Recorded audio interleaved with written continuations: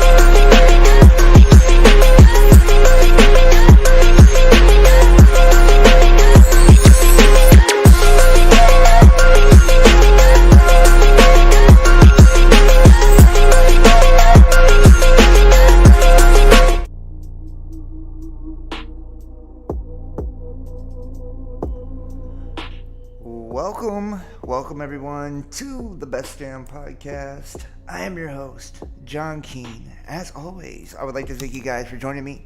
Ask that you please add, follow, and check us out, www.spreaker.com/user/Best Damn Podcast. Also check out the Best Damn Podcast.tv. Follow me. Instagram at Best Damn Podcast, Twitter at The Real Best Damn, and hit that thumbs up, leave a comment, let me know what you think, and remember the number one way to support is by sharing, so share this link, get it out there the way other people can see it, and if you'd like to donate support to the channel, you can do so in the links below in the description, PayPal, Venmo, Patreon, Cash App, Facebook Messenger Pay, and you can get access to our uncensored content and unveiling the mysteries amongst other things. Also, tonight, I believe, after tonight's show, I'm going to be going on Discord to do a private little show. So anybody that's interested in joining me, I did put the link in the description for that. It's free for everybody. So I guess we'll see if I see you after the show. I guess it depends on how I perform on this one, right? Let me see what I got in the chat here. It looks like we got Rachel Wynn, Jizzy McNizzle, Lower Class Citizen, Alan Corner, JH, Lynn McGraw, Patty Statler, Tom Ledbetter over on Facebook Live, Johnny925, Danny Davis. Thank you guys. I appreciate all of you. Let's go ahead and get right into this one, man. Hey, tonight as I was preparing for this show, and I thought, should I just do a private show and skip, all the public stuff? But damn, there is some wild shit happening right now. And, it's almost like you don't know where to start. You've got massive volcanic eruptions in Japan, and I'm going to show you some of that. It is crazy, right? They've got ships that are burning and all kinds of crazy stuff. You have the movements of all of the world's militaries, and they are approaching on the United States. You can see why the 126,000 gallons of crude oil was spilt, right, off the coast of California, because Russia and China are now performing joint military drills in the Pacific. I'm sure it's just a coincidence, and the events aren't connected, and I'm sure neither is this. The Haywired scenario, telecommunications, information communication technology, this is the societal consequences of the big one in, you guessed it, California, right? So now we got this taking place as well, okay? California getting prepared for the big one, the Great California Shakeout earthquake drill going on right now, as new study finds strong jolt would knock out cell service and communications. See, you guys, we've all been anticipating this, around a certain time, when everything began to really get shaken up. I felt like this, and I'm sure you have too, that the power grid would go down.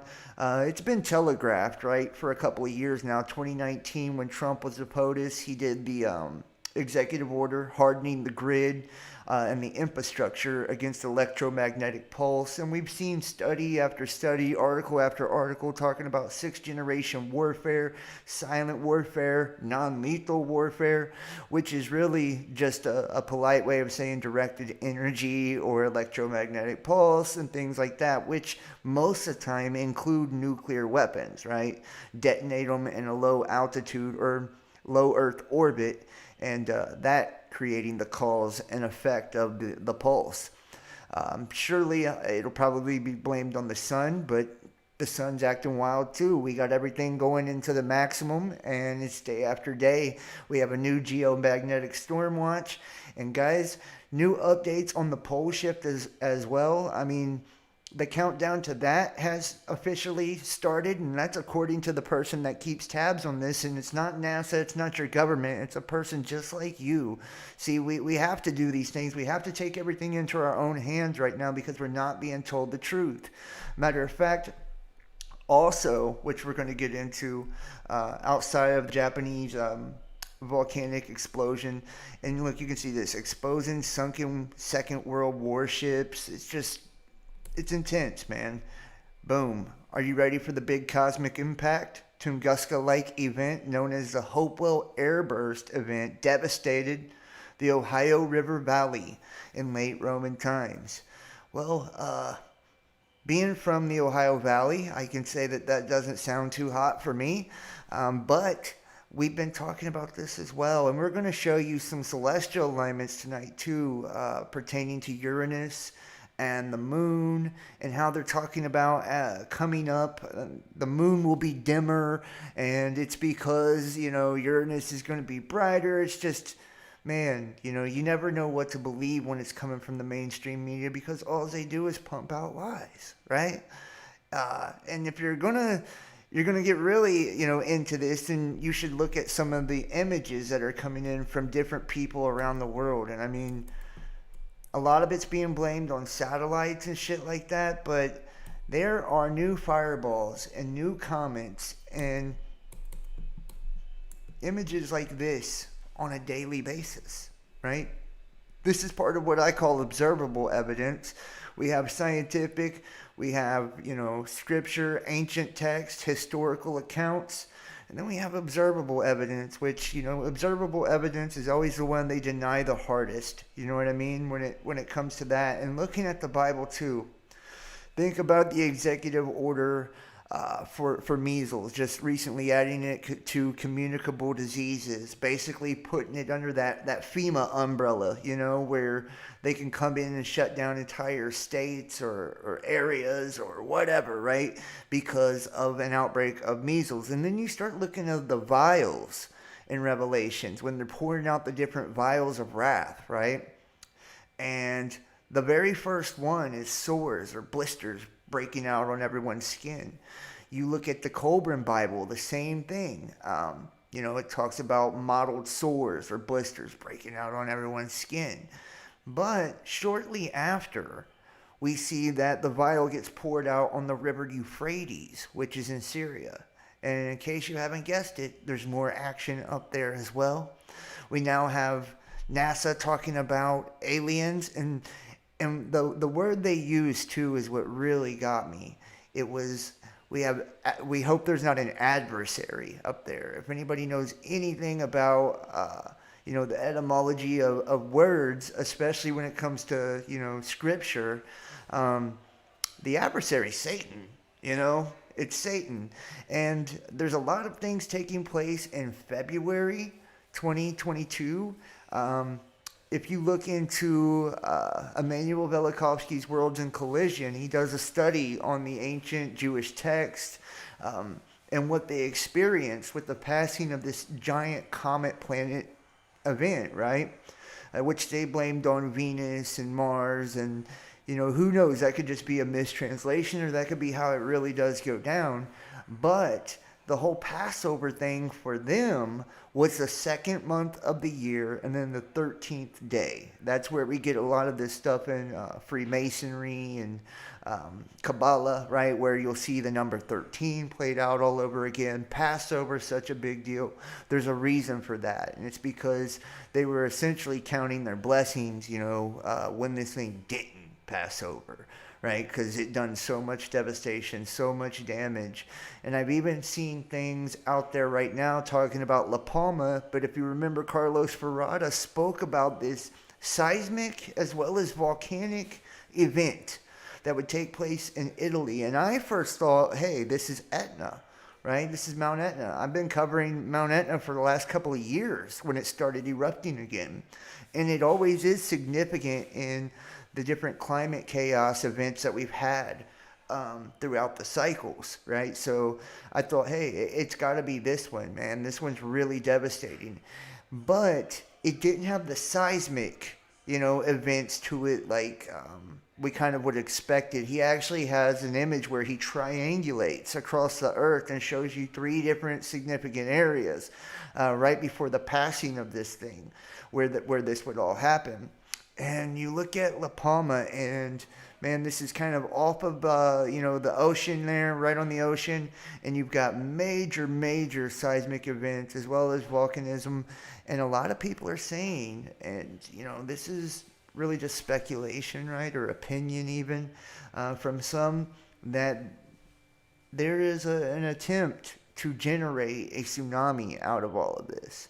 And this would take you down a road of conspiracy, really, right? Where we know it's all possible and true that they use through stratospheric aerosol injection, HARP, that they can use energy, right? Usually from Doppler or things like that, concentrated focus beams of energy or lasers through satellites and Doppler and everything that they already got around you that they say is for other purposes, right? Cell towers, all of that. They could use a variety of things. But using that energy to create concentrated plasma underneath the surface, and it bounces off and comes back up, right? It reverberates back up through the faults, creating massive seismic events. Well, you see what's taking place in La Palma, and then how they're preparing in California. And just so happens when that oil spill happened in California, you guys will remember I pointed this out, how they had the Coast Guard lined up in a World War style blockade. I know you guys got to remember this if you watch the channel very often, right? We talked about it like, holy shit, is this for us, or, who's it for? Well, I think we might know the answer to that now with the joint drills. So we're going to, and I've got massive amounts of videos and crazy stuff, guys, really. So after tonight, I will be going over to Discord, probably about 20 minutes after it ends, just so I can, get prepared.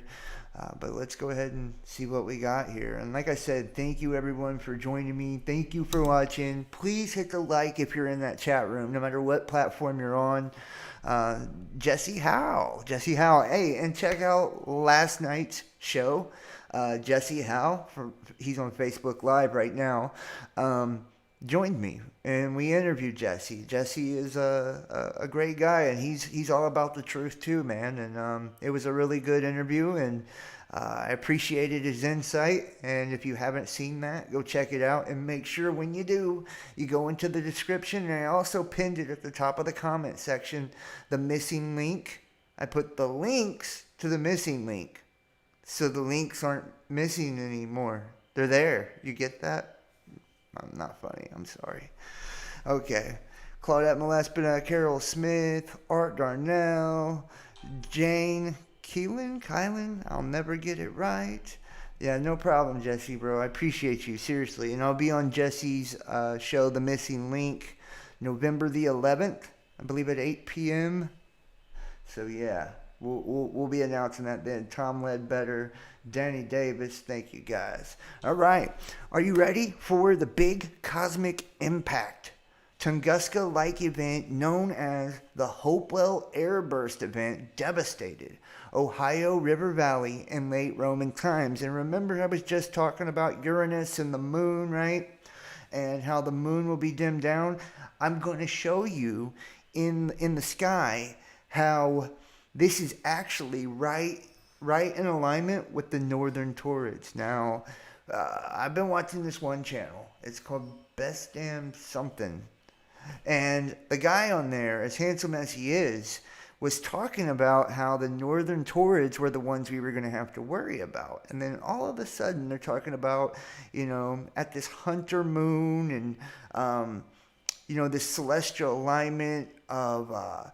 Uranus and the moon dimming down, then you've got 3 different meteor showers taking place simultaneously, which is a lot. And the one that's the most dangerous is right on top of that other celestial alignment as well.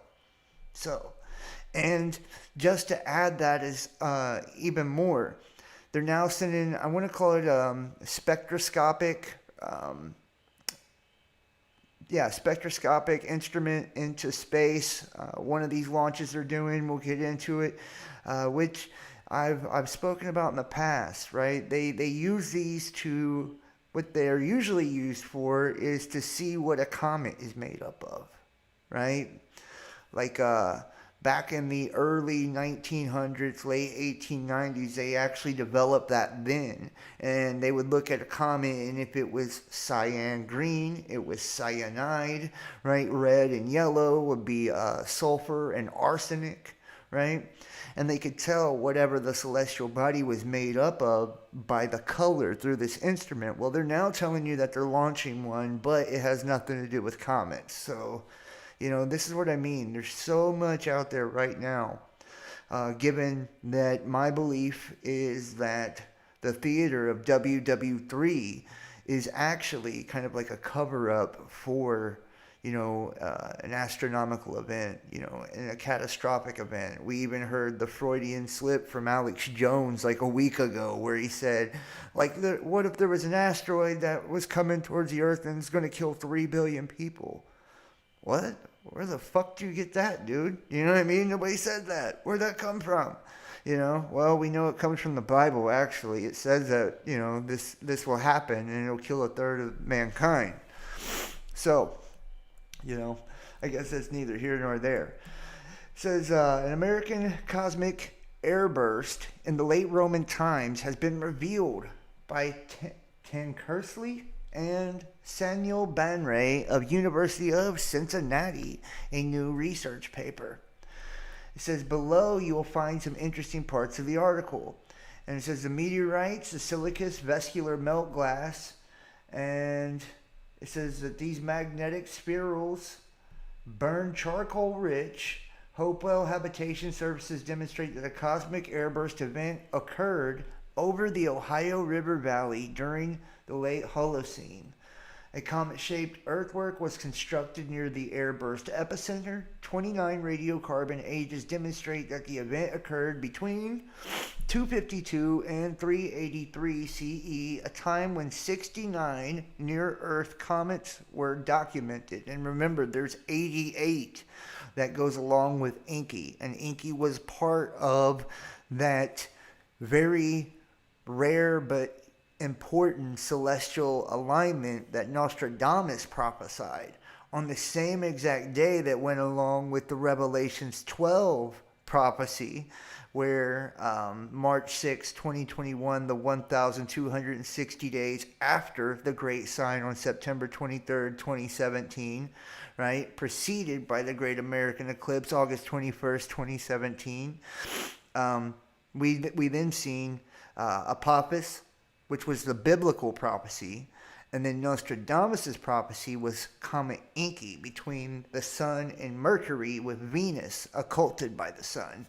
So, I mean, you can't make this stuff up, right? To the day, too, guys. It's like nobody, you couldn't say, well, that happened that week or that month. Or no, to the day, both of them, same time. It says, now, while the Hopewell people survived the catastrophic event, it likely contributed to their cultural decline, you think?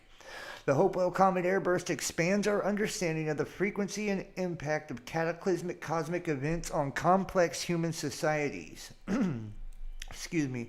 It says, direct positive evidence of catastrophic cosmic airbursts and impacts events have been found in the Western Hemisphere at the Cretaceous and Tertiary boundary 65 million years ago, and at the Younger Dryas, right? And this is one that is, I think, the most important because this is one directly connected to these northern torrids, right, which began around the 13th of October and will go into, I think, the 2nd of December, maybe a day or two after.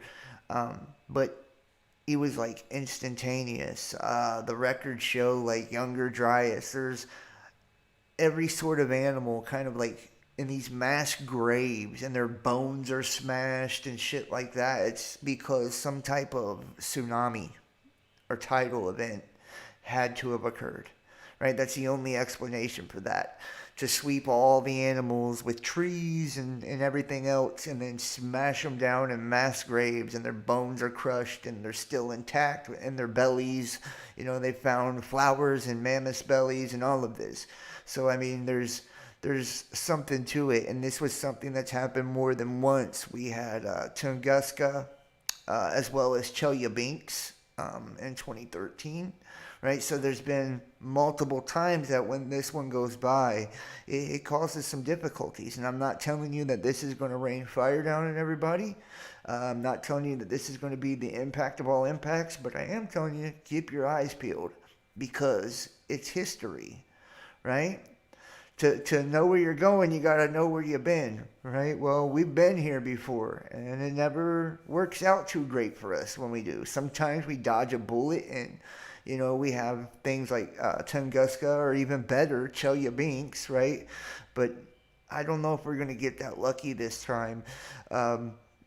And this takes, and prophecy can't really be proven, right, scientifically all the time. Prophecy is only proven after it passes, usually, right? That's how I can tell you about the Revelations 12 stuff. It's already happened. We were speculating before it did, right? Okay, this has got to be that, and that's got to be this. Well, I mean, how many different prophecies in now that we did speculate have actually came to pass directly on that day, that time? Well, if you're paying attention, then you know that we're getting ready to enter into a very interesting time. And this is not just the laws and the obligations yoking you into servitude of the beast system. That's already happening. Or the hyperinflation that we're on the cusp of because of supplies and the way that they're fiddling with the currency and creating the digital currencies. And we know that ships will be sitting in the sea, so that to me is an indicator we're probably at war, right? Or very close to war.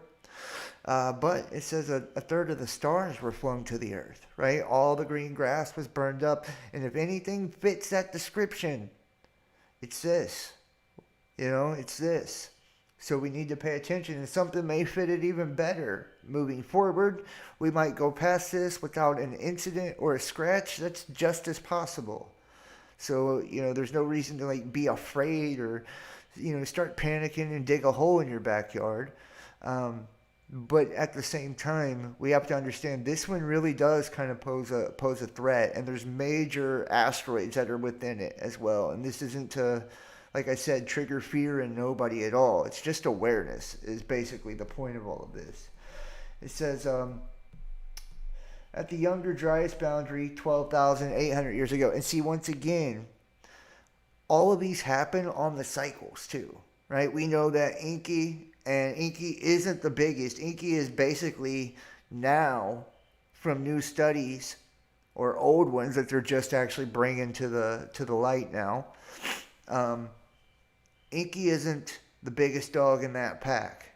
A lot of scientists and astronomers believe now that there's something far bigger than Inky, and we just can't see it. I'm going to show you tonight too, where there is a lot of things showing dwarf stars, hidden planets, and I mean, it's right out in the open. I mean, to me, it's mind-blowing how it's not being just confirmed publicly to everyone right now, you know, or how people haven't put this together at this point, you know, just to keep it real. It's that obvious to me. And wait till you see. It says they were associated with, but both of these events, and this is, think about the cycles, 100-year cycles, 200-year cycles. Inky rocked on both of those, right? Last time, Tunguska, World War I, Spanish flu. right? 200-year cycles, and then think about the 4 and the 800-year cycles with the Great Conjunctions and what happened on them. They got their ass torn up as well. And we know that the 300 to 400 years is kind of, the mile marker for this system. But I think it's more for when we pass through these torrids, probably, right? That's why the whole planet wasn't destroyed every time, right? Sometimes they were devastated, sometimes not as much. And I think this is akin to the Nemesis system and where it's located. And it seems to be on a longer cycle, I think.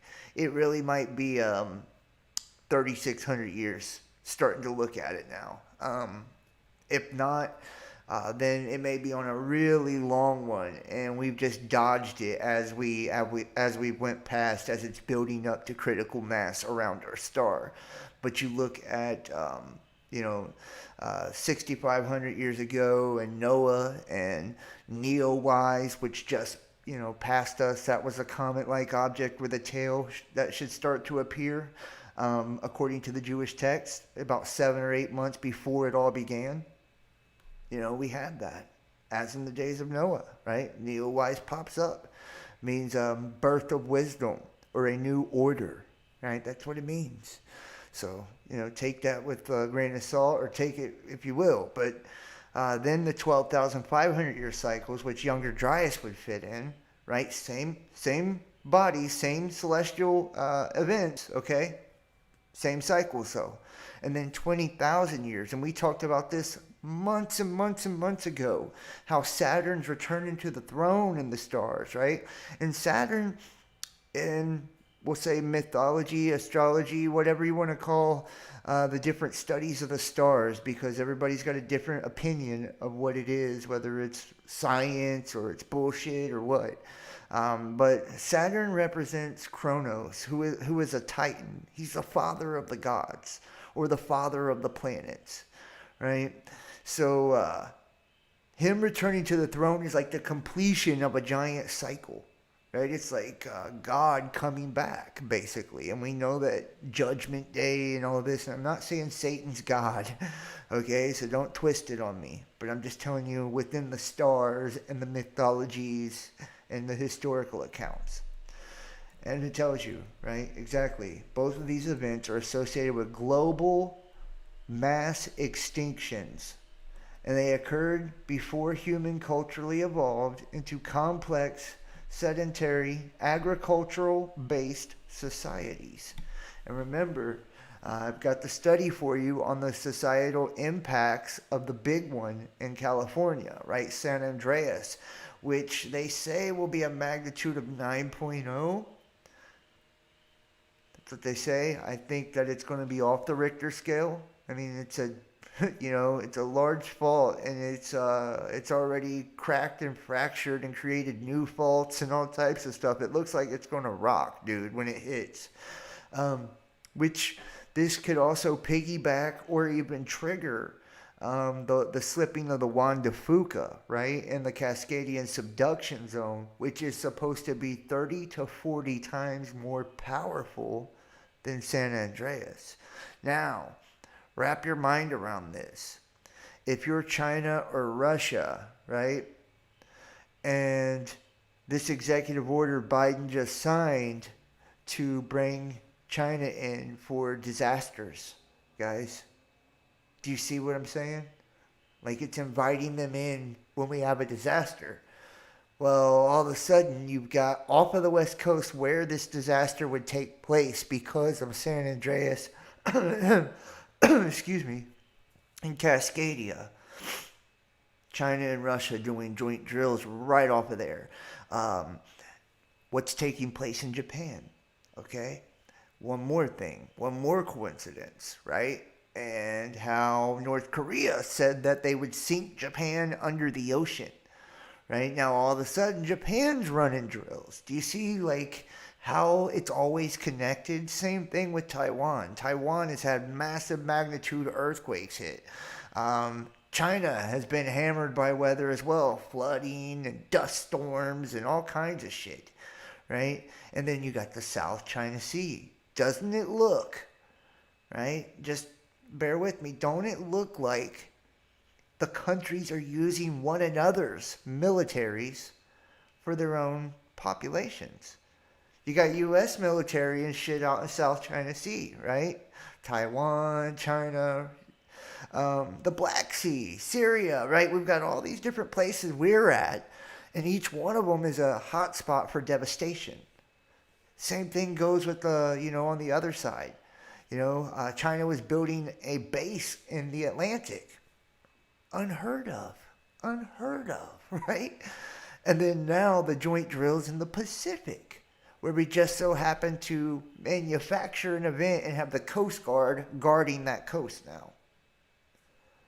Anybody putting two and two together, It doesn't look like it, because if they were, they would put it together when all these farmers in Nebraska, the Midwest, and places like that were showing their federal letters ordering them to destroy their crops, right?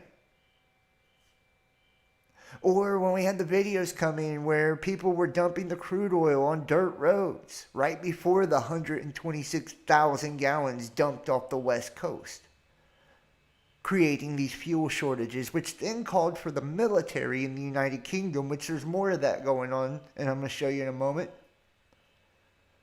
The mandates that were created and how they affected the different jobs, right, in the medical field, replaced by FEMA.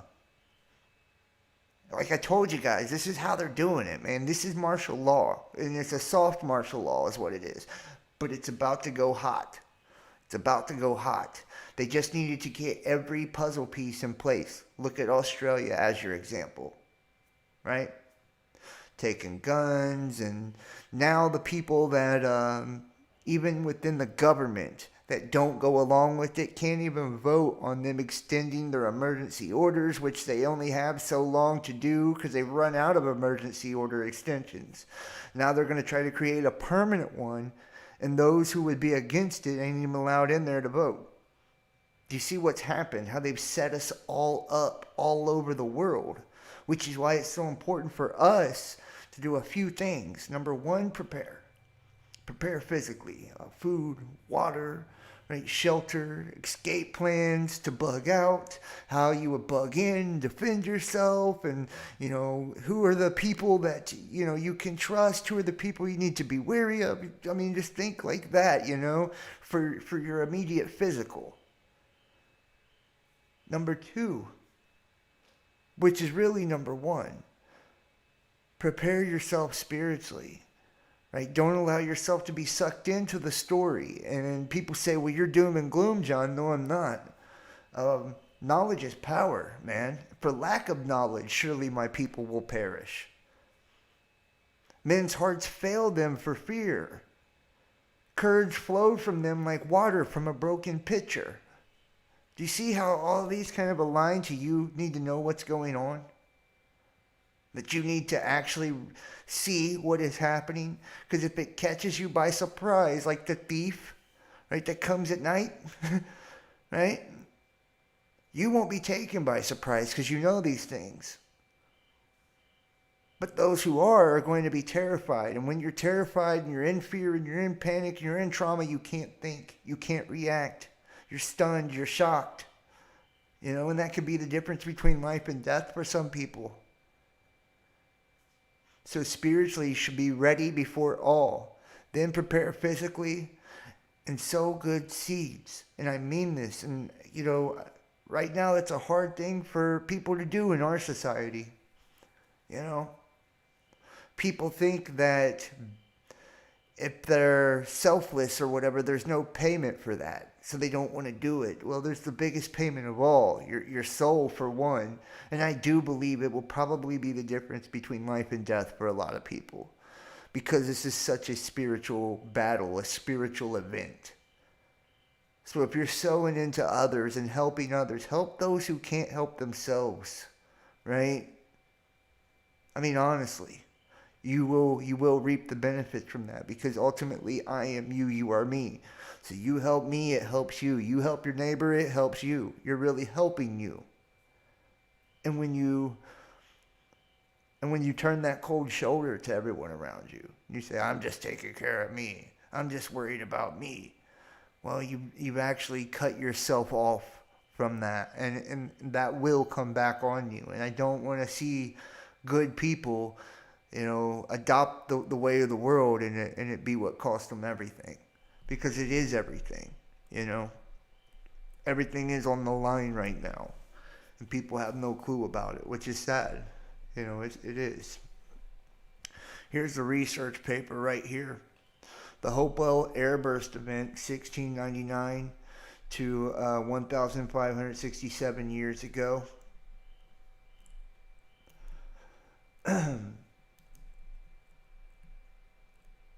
It says direct positive evidence of a catastrophic cosmic airburst and impact events have been found in the Western Hemisphere, Cretaceous and Tertiary 65 million years ago, the Younger Dryas boundary 12,800 years ago. Both of these events are associated with global mass extinction, and they occurred before humans culturally evolved into complex, sedentary, agricultural-based societies. The recent discovery of two Holocene cosmic impact events in Argentina and one in Jordan suggests that these natural catastrophes are far more common than previously suspected. Between 1,800 and 1,431 years ago, Chinese astronomers documented 69 comets, including Halley's, which came within 0.09 astronomical units of Earth in 374 CE. At this time, humans' communities and the resources they needed for survival were at a heightened risk of being destroyed by a comet airburst event. And that would be like the Chinese guest star, right? Which is Nemesis, by the way. Do you see what I mean? Like they hide it in their words. You gotta be very discerning and think critically when you're trying to dig through their lies. Because they put the truth there. It's posting the notice. Right? That way you were told. You were told. Absolving them from any responsibility or accountability for you. They told you. And in exchange, helping you to create whatever they're trying to create out of it and manifest and attract it. But also to give the guilt over to you. So you feel the guilt and the responsibility and the accountability after it's too late. After, families die or after you get hurt or you're dead, then will you realize that you were told the whole time and you didn't see it. Then will you realize that you could have saved your family or whatever, right? And it's just to weigh your soul down is what it ultimately is, because they're trying to sacrifice you all. That's the truth. This is a ritual, and the Bible says it is, right? It says they'll butcher one another, which means to sacrifice one another. This is a ritual. That's why we have the totem of the Abraham Accord peace treaty. And the Artemis Accord, right? They're showing you the sigil of the ritual. It says comets are dirty fractured snowballs. No, they're not. Composed of cosmic dust, frozen gases. Gases is the key. And meteoroids. In some cases, comets such as SL9 break apart and impact planets. If a comet fragment fell into the high-pressure air of Earth's thermosphere, an explosion known as an airburst would release a devastating high-energy shockwave over a large area, resulting in burned agricultural fields, buildings, and forests, as evidenced by the Tunguska event of 1908. Comet airburst events produce meteorites, vascular melt glass from the melting and vaporizing soil, iron, silicon, rich magnetic spirals, and positive anomalies of iridium and platinum. Archaeological evidence of ancient cosmic impact events such as meteorites, tektites, and vascular melt glass have been recovered from archaeological sites of various ages in Europe, the Near East, and China. In the Western Hemisphere, Hopewell archaeological sites in the Ohio River Valley contain an anomalously high concentration of diversity of meteorites when compared to all other cultural periods. And one of the reasons I've always been big on Serpent Mound in Ohio, where I do live, I don't live on Serpent Mound, but I live in the Ohio Valley, is because there is a geomagnetic anomaly over this area, right? It's in southeastern Ohio in Adams County, and these are the old Appalachian Mountains, and the Native Americans built a giant serpent, right, that can be seen from space. When you go there, you have to climb a big, large platform that's a few stories high to see it, because it's huge. And it had a giant crystalline monolith on its head, which was vandalized supposedly, and it's even said that giants' bones are buried in it, which who knows. But over that area, it's said you could go into the museum there when you're there. It's never been hit by a catastrophe, right? For whatever reason, that area, and there's a high concentration of geomagnetic energy over that place. Right? And I believe they put that serpent and that monolith to almost harness like a force field or something over that particular spot, right? And there's places like that throughout the United States, I'm sure, right? You look at Four Corners area. The Hopi prophecy states that the entire U.S. will be devastated by nuclear war and catastrophe, but that area won't be touched. Why is that? Why is that? Well, it's got to be something within the area. Is it the soil and how conductive it is to electricity and the plasma strikes and lightning strikes that we're going to see as a result of all this? And we're already starting to see. It began, 9 months, a year ago with the 42 people being struck by lightning in a lightning storm. And now we're seeing these blue glows on the atmosphere. You know, this is always something that takes place over and over again. That's why Zeus's thunderbolts, or Jupiter's thunderbolts, Venus's bolts of lightning as well. So they include meteorites, hexahedrites, octadrites, and stony iron meteorites, mesiodorites, pallasites, and stony meteorites, olivine, hypersthene, chondrites. The spatial distribution, context, and diverse composition of Hopewell meteorites have been explained as an acquisition through long-distance exchange system and trade networks. If possible, however, many of the Hopewell meteorites resulted from a single cosmic airburst event. Comets contained a variety of meteoroids with different elemental and mineralogical composition. Here we present the result of the interdisciplinary examination of multi-proxy evidence of a Hopewell comet airburst event from the systematic investigations of 11 archaeological sites in the Ohio River Valley. We use radiocarbon and typological dating, determining the timing of the event, and we suggest it may have contributed to the social decline of the Hopewell. The genetic analysis demonstrates that modern Native Americans are the direct descendants of the Hopewell, which we know that this agenda that's rolling out has a genetic strategy attached to it, and it's the Native Americans that perish the most as a result of it, right? The original people.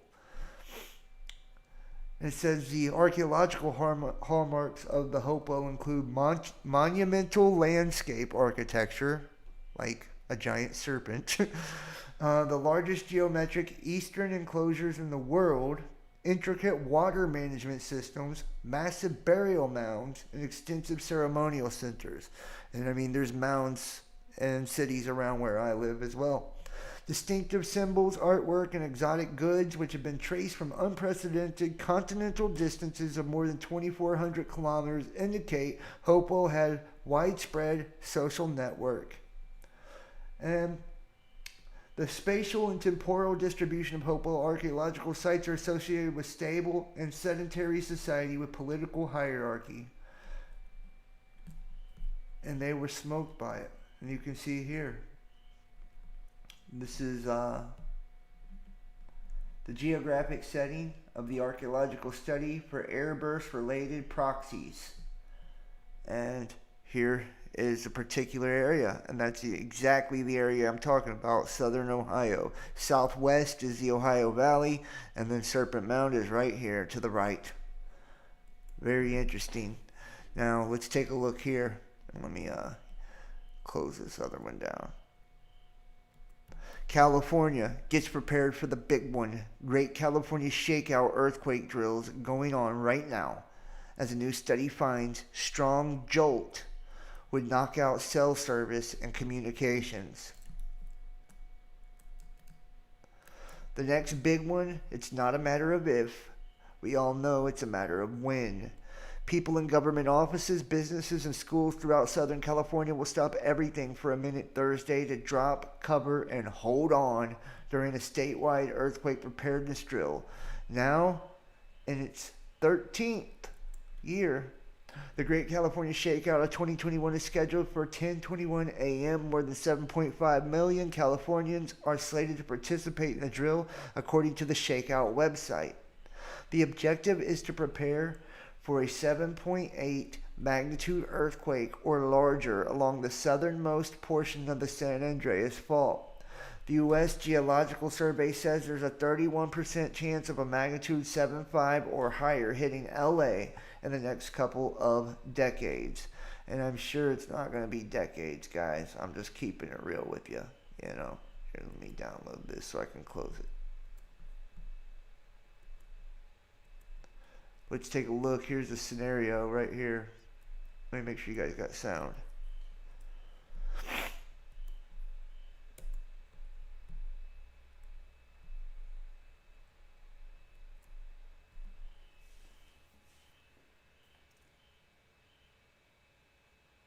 The Hayward Fault, one of the most urbanized and dangerous faults in the United States. Millions of people live, work, and travel near the fault each day. There's a large earthquake on the Hayward Fault about every 100 to 220 years. The last one was 150 years ago. It's coming, and when the Hayward Fault ruptures, the roads, the pipes, the wires, the things that connect everyone to people and places will go haywire. The USGS and its partners have created a comprehensive, detailed analysis based on the latest science. A scenario depicting what might happen in a magnitude 7.0 earthquake on the Hayward Fault, before it happens. This gives us a chance to envision our vulnerabilities and a chance to prepare. This new scenario is set on April 18th, 2018, the anniversary of the 1906 Great San Francisco earthquake and fire. The following scenario explores the possibility of a Hayward Fault earthquake. It is not a prediction, and a real earthquake on the Hayward Fault could occur at any time and may behave quite differently. April 18th, 2018, 4:18 p.m. The earthquake begins. With an epicenter at Oakland, the rupture races 52 miles along the fault towards Fremont and Richmond at speeds of 7,000 miles per hour. Which is up where In Berkeley and Cascadia, Hayward, the ground shifts San 3 to Andreas 5 feet, kind of come ripping together. through buried pipes and wires. The USGS shake map shows areas of violent and extreme shaking, lasting up to 30 seconds or longer, causing very heavy damage. Away from the epicenter, a warning arrives up to 25 seconds before strong shaking begins. Impacts and destruction are magnified by a cascade of hazards. In the haywired scenario, 800 people die and 18,000 more are injured. think millions would die. 2,500 people need to be rescued from collapsed buildings, while another 22,000 are trapped in elevators. In this scenario, 77,000 to 152,000 households could be displaced. Some East Bay residents lose water for 6 weeks and up to 6 months in the worst hit areas. Lack of firefighting water could turn some of the more than 400 fires into conflagrations, burning the equivalent of 52,000 single-family homes. Who has power, water, gas, and communications? Every lifeline is disrupted to some extent. This could be the first major U.S. earthquake in the age of the internet. What happens in a disconnected world? Dozens of significant aftershocks and fault afterslip will cause additional costly damage, requiring repeated inspections and repairs. Property damage and direct business losses exceed $82 billion, mostly due to shaking, but also to liquefaction and landslides. Fires could cause hundreds more fatalities and an additional $30 billion damage, and would extend the duration of disruption. Few things are insured. How many people will move away? What will such a disaster mean to you, your family, and your community? And we've already Acting seen now that. can save lives and jobs, businesses. We've already seen that too. There's already been a migration in California to Texas, right? A lot of people are moving out of Silicon Valley to Austin. And see, it's telling you, and the liquefaction too. This is something I've talked about, for years now. When people are making preparations for these type of events, you always have to understand what fault lines are where, which one's a danger to you. Is it New Madrid, San Andreas, those type of things. And you have to look at the rock underneath you, right? Like, what type of rock do you have? Is it old? Is it young? Is it, conductive to electricity? These type of things, because when this stuff takes place, you don't want to be, and a lot of these earthquakes are going to be so significant that they fluff up the soil and they'll suck you right underneath, man. You, your house, everything, if you're not on something solid. And, that's just kind of being smart, knowing your area, knowing your surroundings, and that will dictate, where your bug out places would be, where you need to go, an emergency with a car, without a car. And I suggest people have multiple methods of escape. You can't bug in a lot of these scenarios. If so, only for 24 hours tops, or 72 tops, because in a city is a death trap. It says, now the study to the USGS reports that a major earthquake in California is likely to knock out many communication services for days or weeks, including the vast majority of cell phones in the areas closest to the epicenter. The widespread disruption would imperil the public's access to 911 operators and lead to delays in reporting fires and calls for medical help. Cell towers are vulnerable in sustained power outages. The same goes for cellular equipment on power poles and buildings at risk for extreme shaking, liquefaction, and fire. The USGS said California's cell phone networks have been notoriously unreliable during blackouts that occurred during life-threatening emergencies, such as during wildfires in 2019, where wide swaths of the San Francisco Bay Area were cut off from cell service for significant periods. In a grim estimate of the challenges, a magnitude 7 earthquake that struck on the Bay Area's Hayward Fault could leave Alameda County, its likely hardest hit area, able to provide only 7% of the demand for voice and data service after the quake. That is identical to the communication services failures in New York City after 9/11 attacks in 2001, when 93% of cell phone calls failed. Identical to what again? 9/11. See, it's all one fucking large ritual, man. The findings of the USGS study and one of the many vulnerabilities uncovered the government agency, which will formally present its findings at a news conference at 10:30 a.m. Thursday. Prior to the conference, California will participate in the annual Shakeout Drill, in which people are asked to drop, cover, and kiss their ass goodbye, as they should during a real earthquake. And the report comprises about 780 pages, added to nearly 600 pages of findings released since 2018 of the so-called Haywired scenario. The report is the third volume in a series of reports researched over 6 years focused on a future earthquake of the Hayward Fault. The final volume was written by 20 main authors and 80 contributors.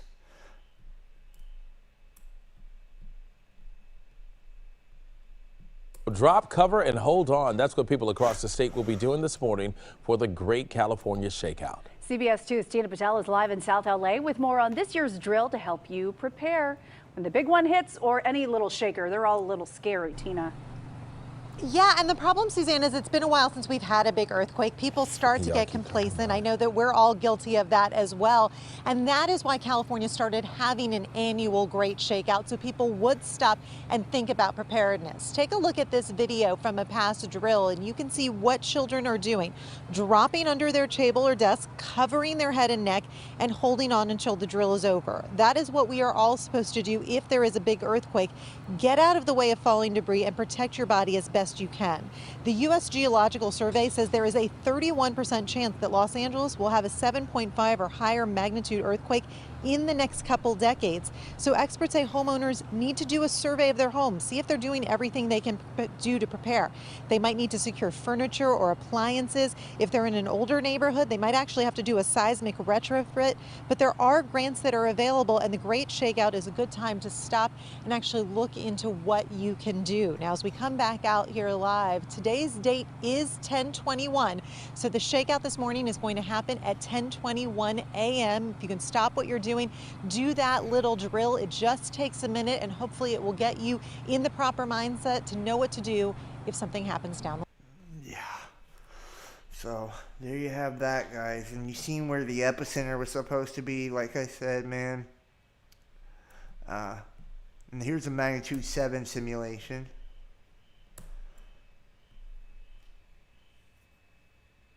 From Berkeley Seismology Lab. One of our goals as seismologists is to characterize earthquake hazards.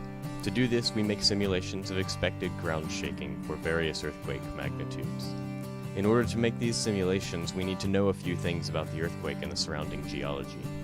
And you can see here, the West Napa earthquake 6 and San Andreas. That's what I mean, guys. This Juan de Fuca, which is up this way right here, this is where it all kind of meets. That's what's kind of concerning me about these type of things. They don't ever say that shit either when they're telling you about the drills. But there's a reason they're getting prepared for this shit. Ah, crap, I accidentally shut that one down. Mount Aso explodes powerfully. Volcanic activity raises Japanese island, exposing sunken World War ships. I am just hitting all kinds of stuff I shouldn't. Alright. Here's the image. And I've got footage from this too. I'll show you in just 2 seconds. It says the video is unavailable. Undersea volcano and related tectonic activity near the Agasawa island chain in Japan has raised the island of Iwo, exposing a fleet of partially sunken Second World War ships. Aerial footage from the Japanese All Nippon News Network reported the strange phenomena on Monday. Well, they took the video down, but I have some, so fuck them. Mount Aso in Japan's central Kyushu region has erupted.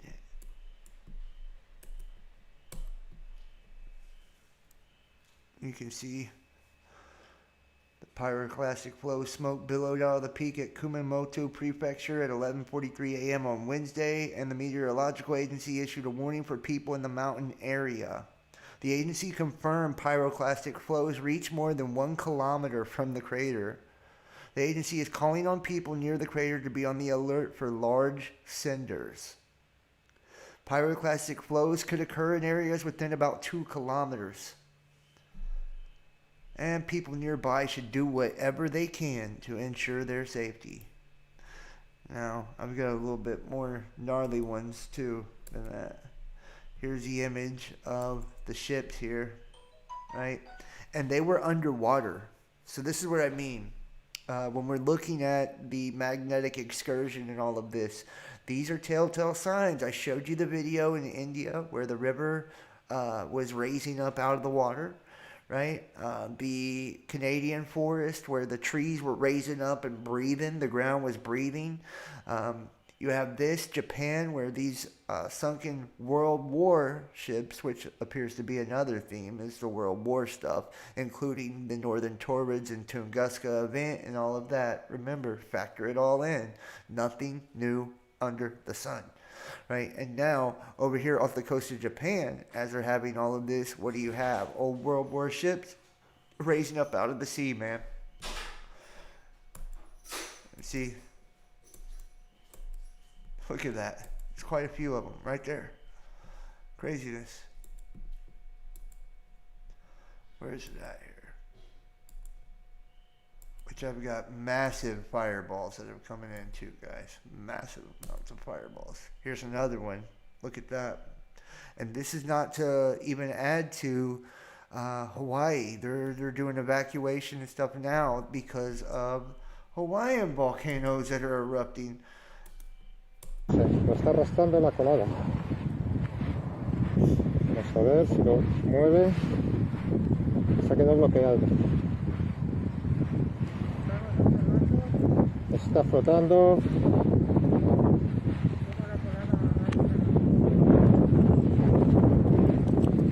Did somebody actually... Se va a voltear. Wow, look at that.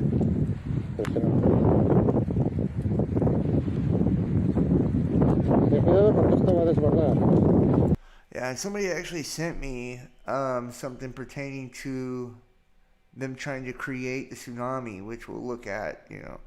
But this all goes hand in hand. See, La Palma update. The strongest magnitude 5 earthquake hits the island. Main cone collapses again. Amazing lava flow videos. And this is what I was talking about with Carlos Ferrada in Planet X, right? He said that this shit would happen, the seismic and volcanic activity. So La Palma volcano continues to spew out lava, ash, and solid material from the 4 main vents, releasing tons of lava and solid volcanic material. And think about this too. You know, would these kind of count for the rivers turning into, or the oceans turning into blood? You know, if you have all this, you know, red magma kind of pouring into them. It's just kind of something to think about, right? And Hawaii Volcano Observatory.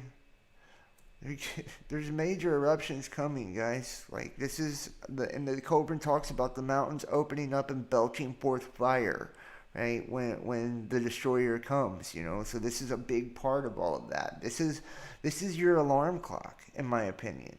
Before you're covered in lava and ash and all of that, you have an alarm clock, you know, that's saying, hey, guys, it's gotten serious now.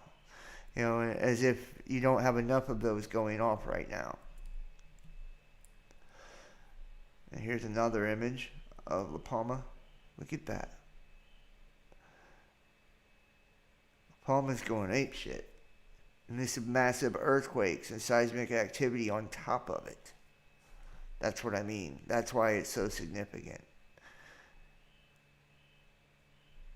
And this stuff changes weather. You know, this changes weather patterns across the world if just one major eruption were taking place. But Kilauea, Mauna Loa, La Palma, Etna, you know, Ryugu, you could go on and on, man.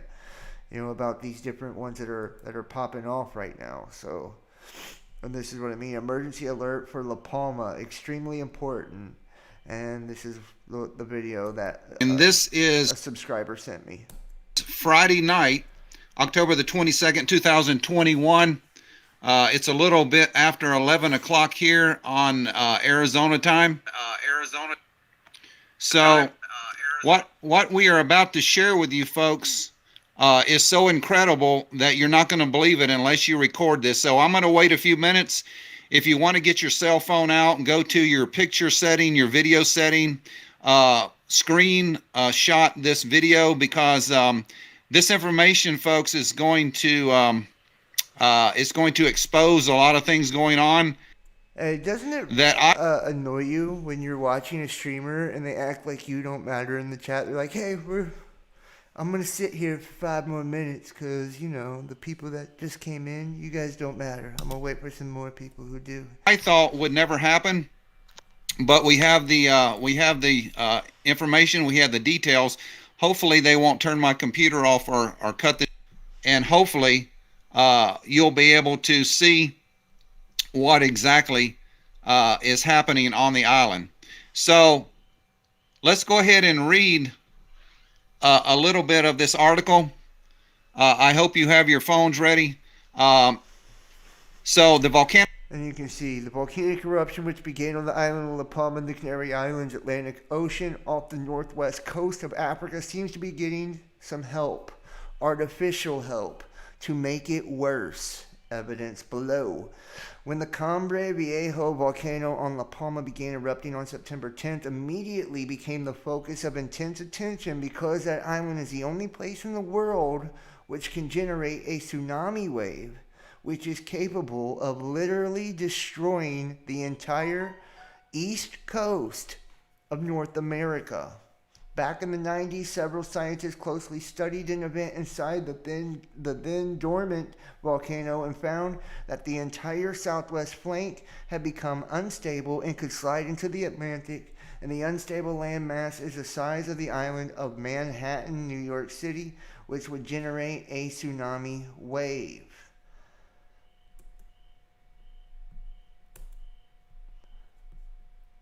And computer models showed that the tsunami would begin hitting U.S. East Coast within 7 to 8 hours and would smash almost all the major cities with a wall of 30 meters to 50 meters high. Damn, that's a tall wall of water. And it says this would mean a wave of 100 to 164 feet tall, lasting 5 to 45 minutes as it flooded 12 to 15 miles inland. And the interest in the eruption grew. People started paying closer attention to what was taking place there. Tonight, that attention has paid off. And yeah, that's all we really have here on that. I'm not going to go through the whole video. Matter of fact, I'm going to drop this video link in the chat because it does seem pretty interesting, but I don't have enough time to sit and watch the whole damn thing. You get the gist, though.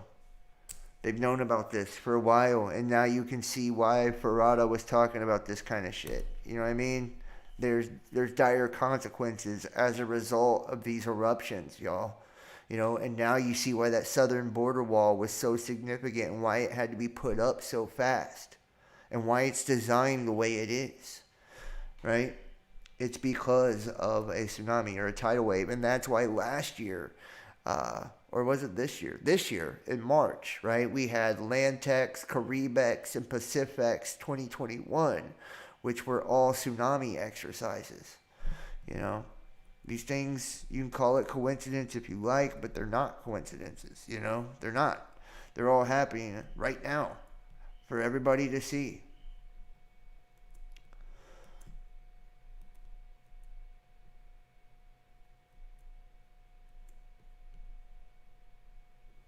See, this is what the cause is, man. This is what the cause is. You can see the flare actually coming off of the second sun is not moving at all, right? And you can see the flare. It's both objects that are flaring off of it. That's the refraction that's moving down at the bottom. And then at the top, you can see this in the clouds, and there's the sun right there. There are two objects right there, and one is red as hell. See that? For everybody to see, man.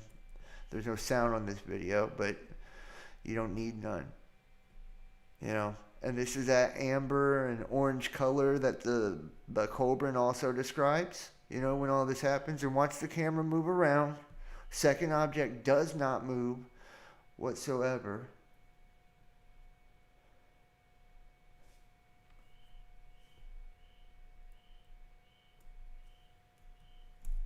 And this is not going to be in the news, man. It's not going to be there. You know? Bright meteor crosses the sky from, I'm not sure where this border is, with Uruguay, says Metzel. Residents reported a flash in the sky and an earth tremor during the phenomena that occurred on Wednesday.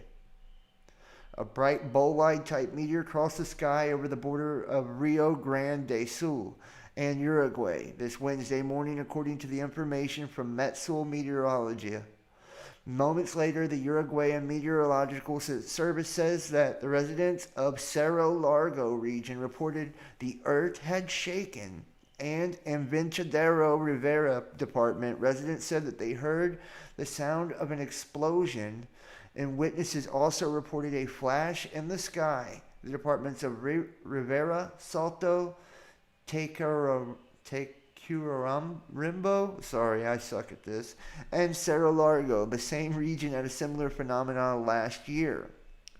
And we see that also, right? The recurring things, like you guys remember over Astoria, Queens, when the substation, the transformer substation exploded, right? And the sky was lit up like this neon blue. Well, when we looked at photos and videos, same time of the year, we would see multiple events take place with the same celestial bodies up in the sky. They would just get bigger and closer each time.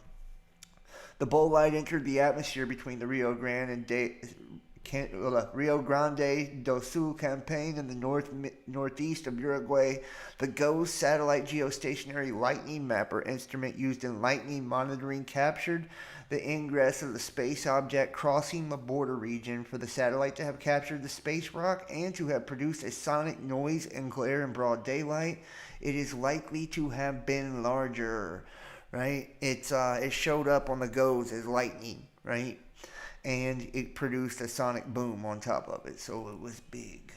The fireball causes a much greater clarity than a fireball-type meteor, as well as vibrations. According to Metsul, there are cases that it even generates sonic booms with vibrations at the point where people feel the earth tremble, which explains the reports on the Uruguayan side of the border that people noticed a shock. The fall of a bolide is hardly risky. As a rule, they fail fragmented and damage is very rare. Yeah, see, let's lull you back to sleep and say, don't pay attention to this. No worries, right? No worries. It's all good. The swarm of the near-Earth comets linked to the recent ice giant breakup, and the findings are welcomed by supporters of cometary catastrophe theories from Earth's history. So, I mean, man, it's happening everywhere. Several near-Earth asteroids hidden in the debris produced by the Taurids come from the fragmentation of a comet 20,000 years ago. According to scientists, what is observed in the Taurid complex are the remains of a highly varied objects characterized by an intense path of impacts against the Earth, which may still represent a danger to the planet. Scientists managed to identify 88 asteroids and meteoroids that are aligned around Comet Encke, and that would form the so-called Taurid complex. In addition, they revealed that 67% of the 51 new members of that complex, and once again, you got 6 plus 7, 13, had cometary activity. These discoveries also suggest that they formed after the fragmentation of a larger comet that entered the solar system from the Kuiper Belt about 20,000 years ago, which the Kuiper Belt is where the trans-Neptunian objects come in from. That's supposedly or allegedly where a Planet 9 or a Planet X would be, or where I believe the Kuiper Belt is formed if there is a dwarf star, a dark companion to our sun, on an elliptical orbit. That Kuiper Belt is a direct result of its orbit, right? You have the asteroid belt where it comes through, right? It comes through that path every time between Mars and Jupiter as it approaches, right? You have an asteroid belt. Well, I believe on its way out, the length of where it goes is the Kuiper Belt, and it's another belt, right? In the Norse mythology, they talk about the hammered bracelet, that's what they're talking about. They're talking about the asteroid belts. And the Kuiper Belt, where the trans-Neptunian objects are, it just makes perfect sense if this thing's going out on an elliptical orbit and a dwarf star, which is attracted to matter, right? Like, it pulls in everything. It's like a dust buster of the solar system. Well, if it's pulling all this shit in, as it moves out, right, it would leave debris in its wake. you know, so you can see where its route is. Its inward route and its outward route by the belts that's left behind. As it comes into the sun, that stuff gets deposited. We talked about this process, which changes the shades of the sun: white, blue, red, black. As the sun goes into a recurring micronova, it cooks up the impurities of all of the stuff that was deposited as it goes around the sun into a hard shell, and then boom, it blasted off, right? So, you know, these things are not just conspiracy or anything, right? There's a lot to back this shit up, man. That's why, you know, Native Americans and their headdress and the 58 filaments and all of this, it's representing these cosmic events.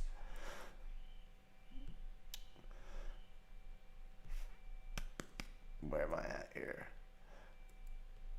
And then boom. Russian and Chinese warships hold the first joint patrols in the Pacific.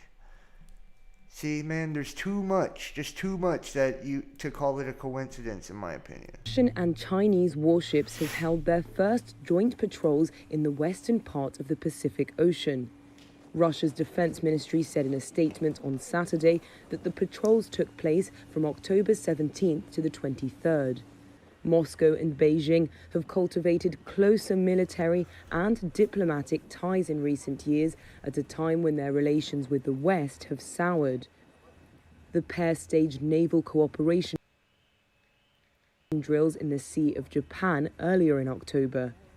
The naval maneuvers have been closely watched by Japan, which said earlier this week that a group of 10 vessels from China and Russia sailed through the Tsugaru Strait, separating Japan's main island and its northern island of Hokkaido.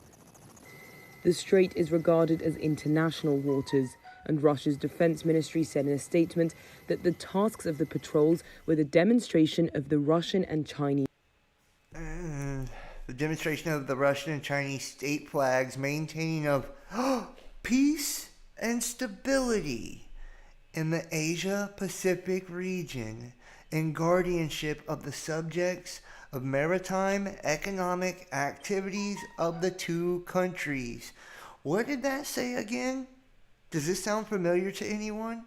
The demonstration of the Russian and Chinese state flags, maintaining of peace and stability.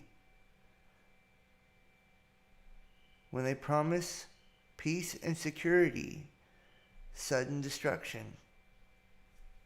Sudden destruction. The Russian and Chinese warships held their first joint patrols in the western part of the Pacific the 17th to the 23rd of October. The Russia's defense ministry said Moscow and Beijing staged naval cooperation drills in the Sea of Japan earlier and have cultivated closer military and diplomatic ties in recent years.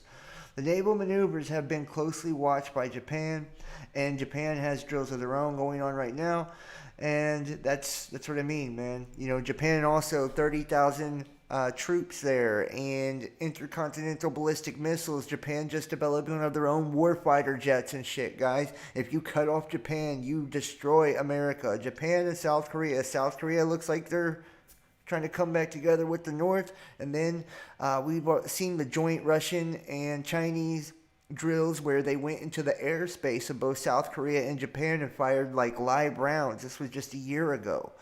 It says the groups of the ships passed through the Tsugaru Strait for the first time as part of the patrol, and the strait is regarded as international waters. The tasks of the patrols were the demonstration of the Russian and Chinese state flags, maintaining of peace and stability in the Asia-Pacific region, and guardianship of the subjects of maritime economic activities of the two countries.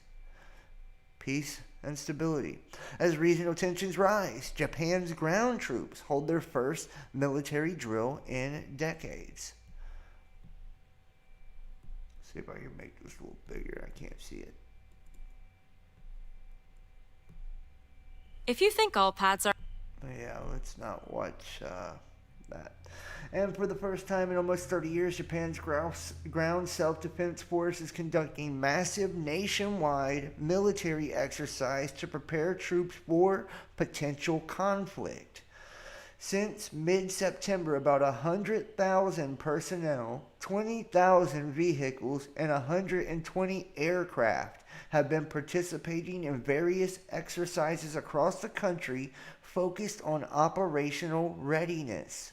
In recent years, the Indo-Pacific regional has become a focal point of tension, with the GBDF officials saying that the security environment surrounding Japan is the worst it's been since World War II, another World War theme. The Ground Self-Defense Force exercise is truly focused on improving operational effectiveness, deterrence, and response capabilities.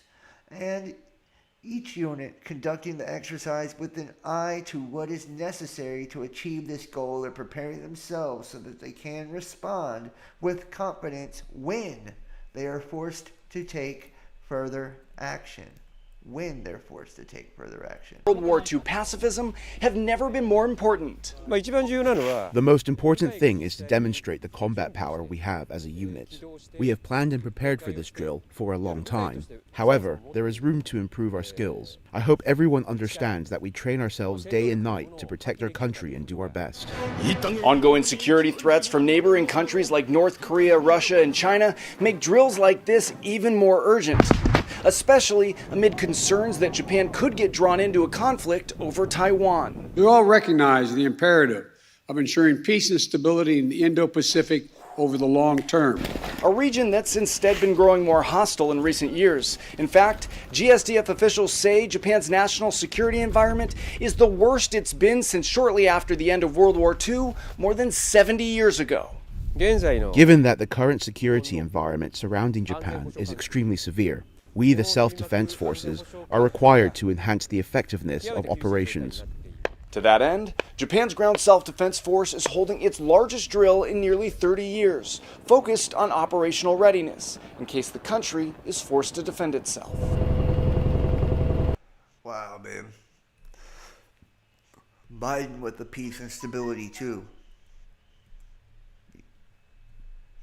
You know, I'm just saying. Oh, and a little bit more.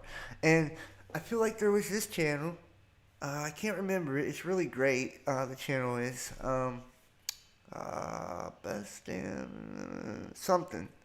But this host on this channel talked about how the processes of war, where they started would remove ambassadors and empty embassies and all of this, then they would do sanctions, and these were the processes of a conflict, and that's how war begins, is with the ordering and removal of ambassadors.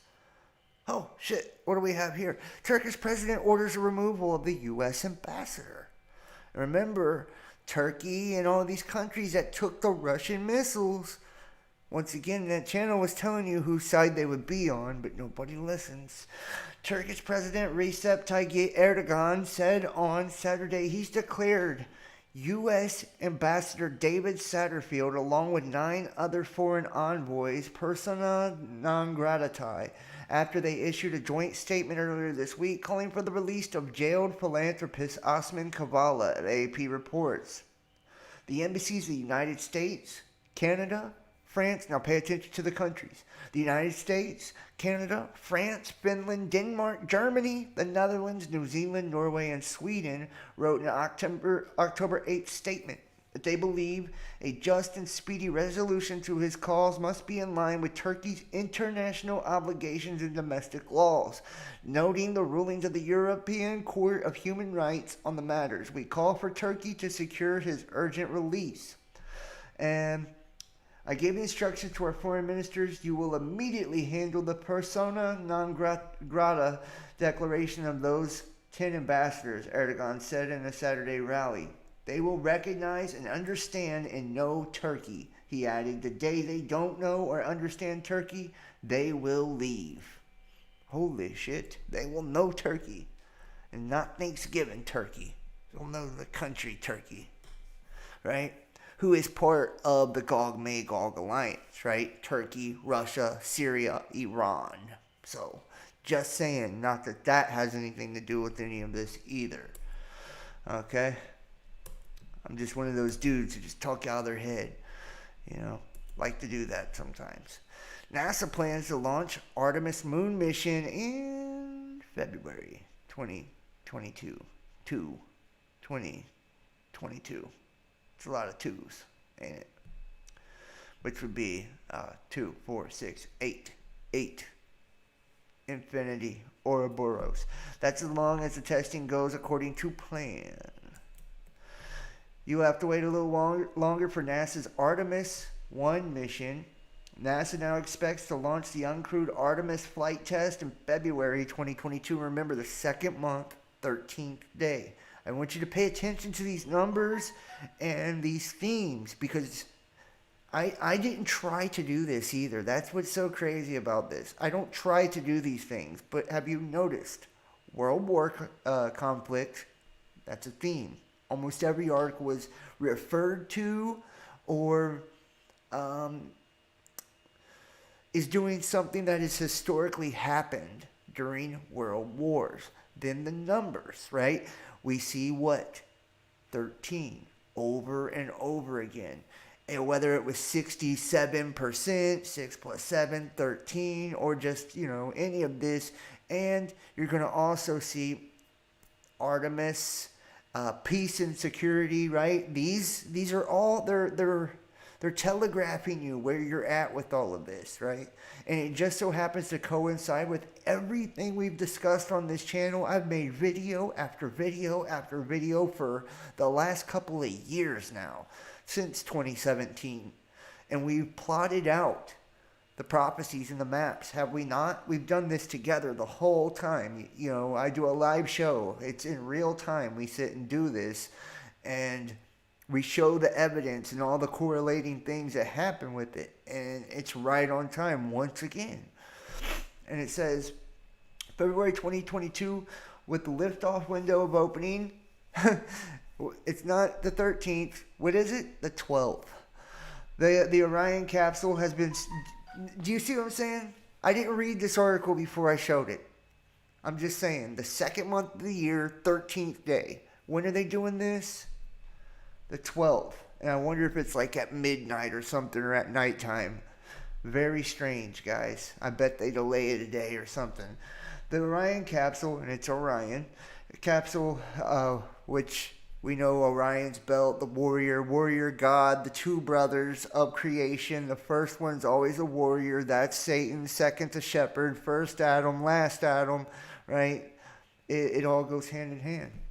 That testing could take a while, however. The Space Agency plans for tests and interfaces, engineering, communications, and the countdown system. The most important test is effectively the wet dress rehearsal, when Artemis 1 crew will try loading and unloading the propellant several weeks before launch. NASA won't set a firm launch date until after a successful rehearsal, so you won't get a definitive timing for a long while. I bet you it goes to the 13th.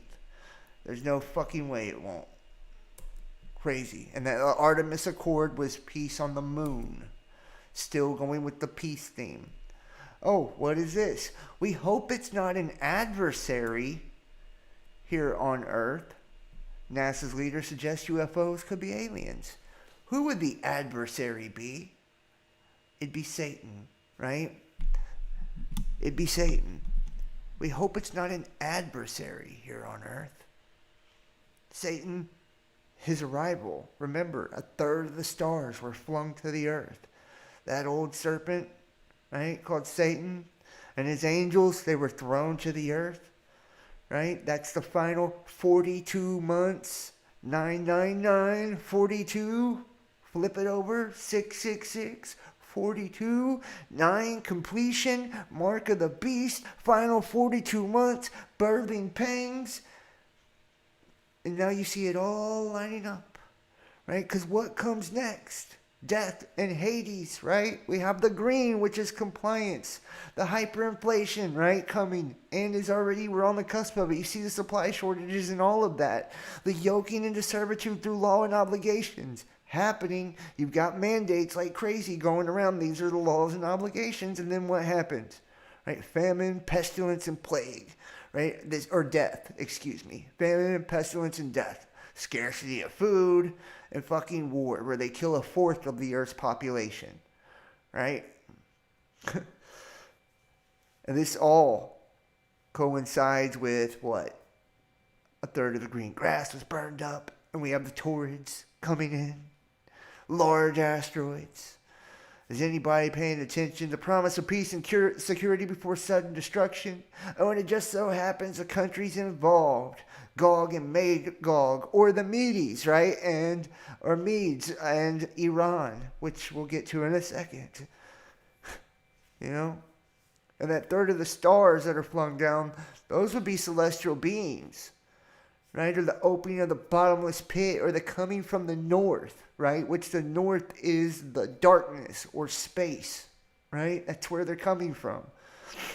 Which is actually beneath us, because we're in the inversion. We're in the reflection of the heavens above. So that is the bottomless pit, right? It's just on top of us because we're upside down. You can see. The leader of NASA hinted at the possibility that some UFOs might be extraterrestrial life forms or beings from an alternate universe this week. And remember, CERN and their Large Hadron Collider, where they smashed the Higgs boson or the God particles together, just like what is created here under the firmament called sololuminescence, right? They are tapping into what? Parallel dimensions.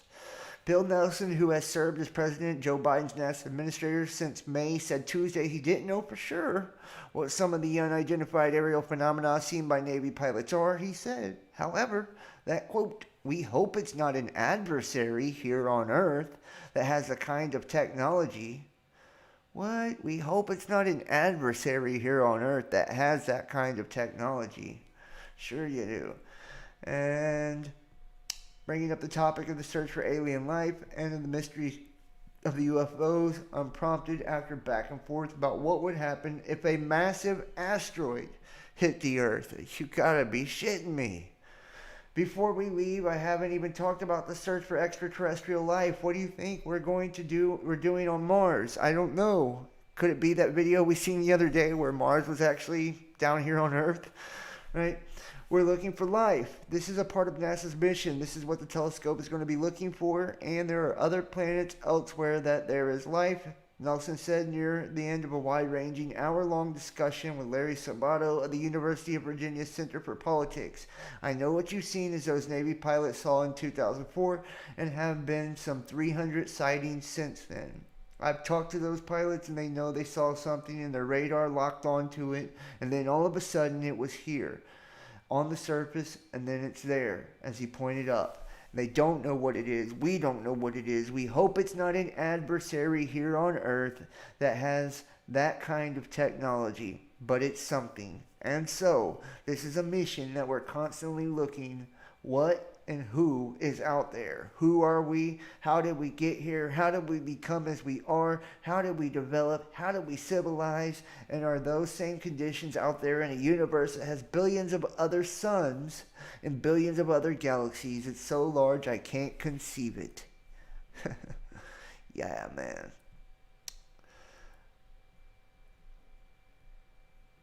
And boom. See? How to see Uranus near the full Hunter's moon in the night sky this week.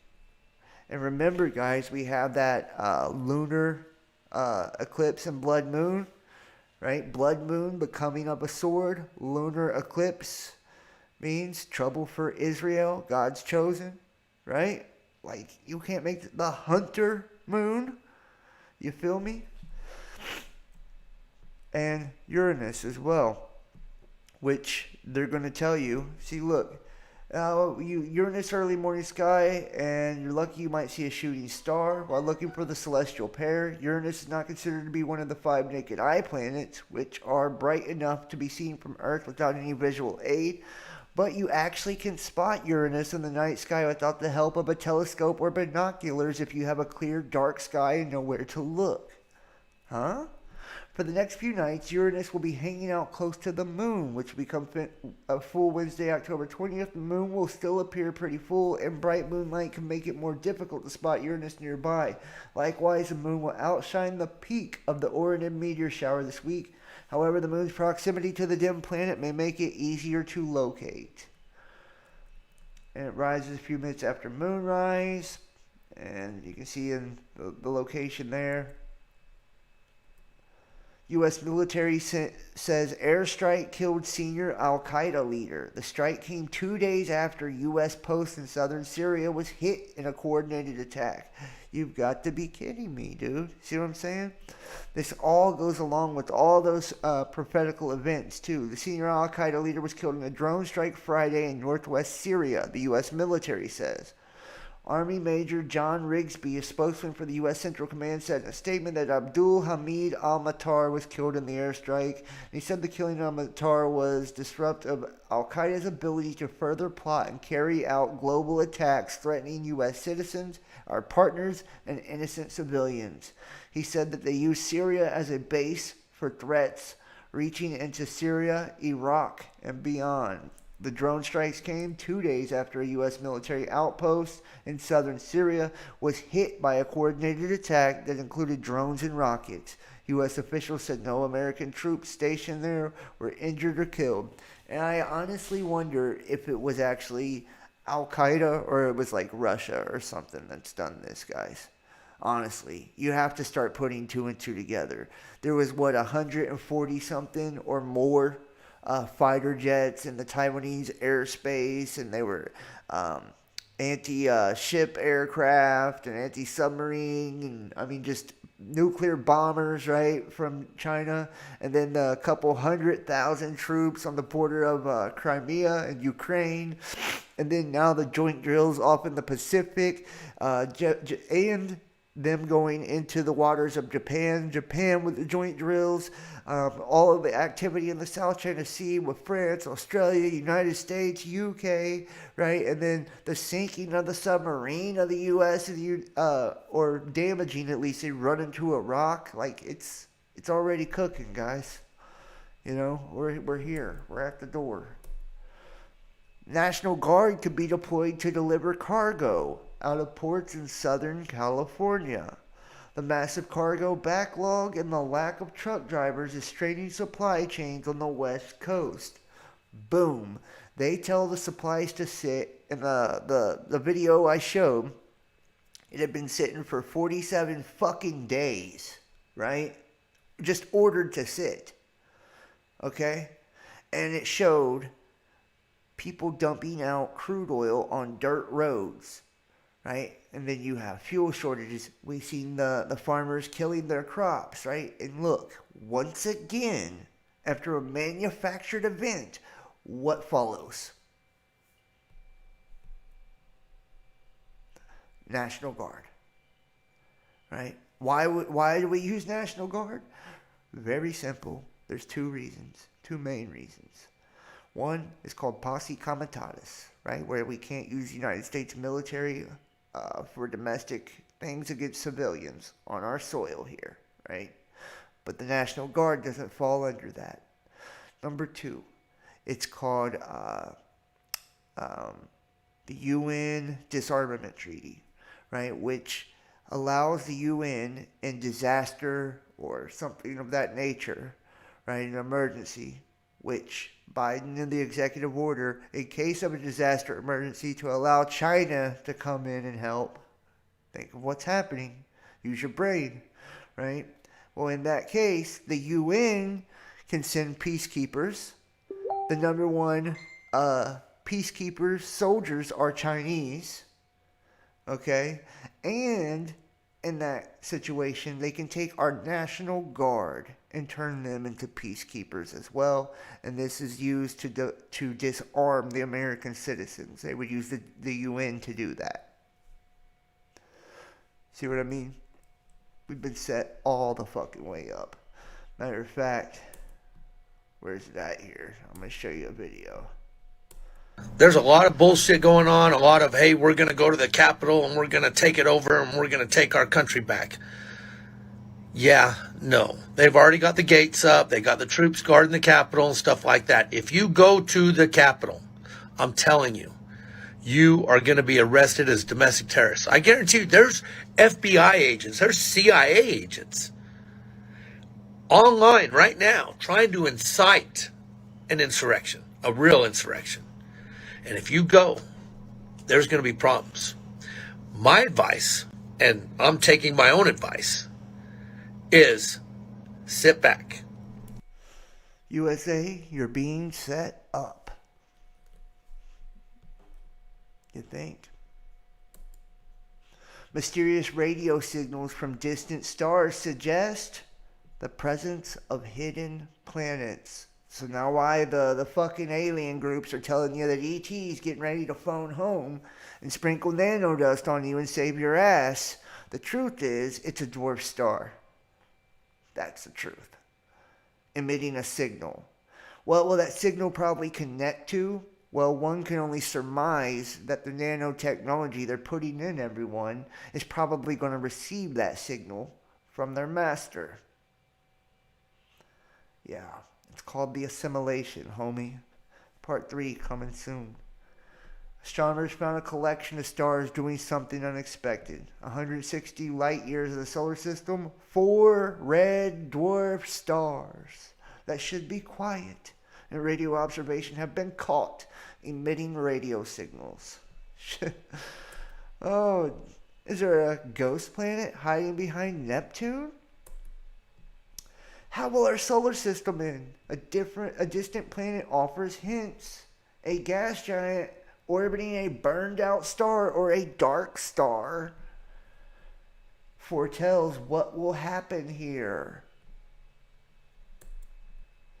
Small planet strips Earth-sized world's atmosphere in 22,000 mile per hour collision. Like 2022, 22,000. How crazy. It's almost like they do this on purpose or something. Right? Almost like they do. And let's see if we can.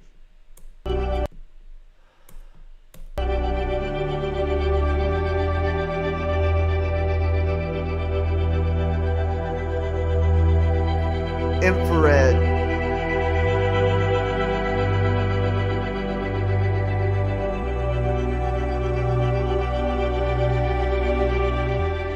And they need the infrared, like Lucifer, the telescope is infrared, to see a dwarf star.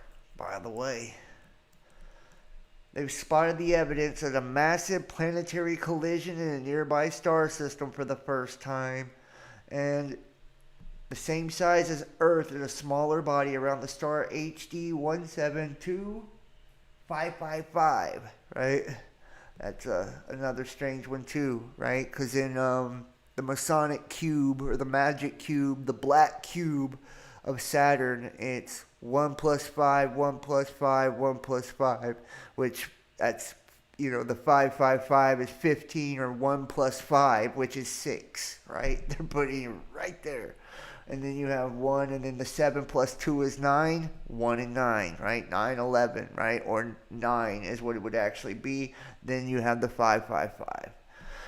See, they put it right in front of your face. It's just, you got to know how to do it. And there's 2 types of numerology, Chaldean and Pythagorean. 95 light years away from Earth, the impact occurred 200,000 years ago, traveling 22,000 miles per hour. Newly discovered planet orbiting a dead star, the future glimpse. Yeah, we're fucked is the glimpse. There you go. Something unexpected and special happening to Uranus, and this one is the one that tells you that the moon will dim down. That's what it says in this one. I'm not even going to read it because I just told you myself. You can trust me or not. Raw video. Russian spy satellite produces fireball over the U.S.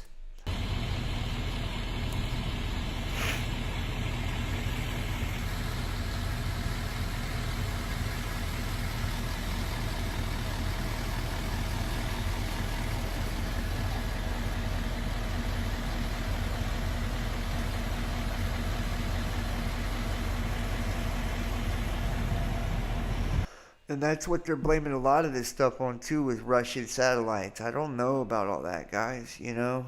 Like, it's hard to really tell.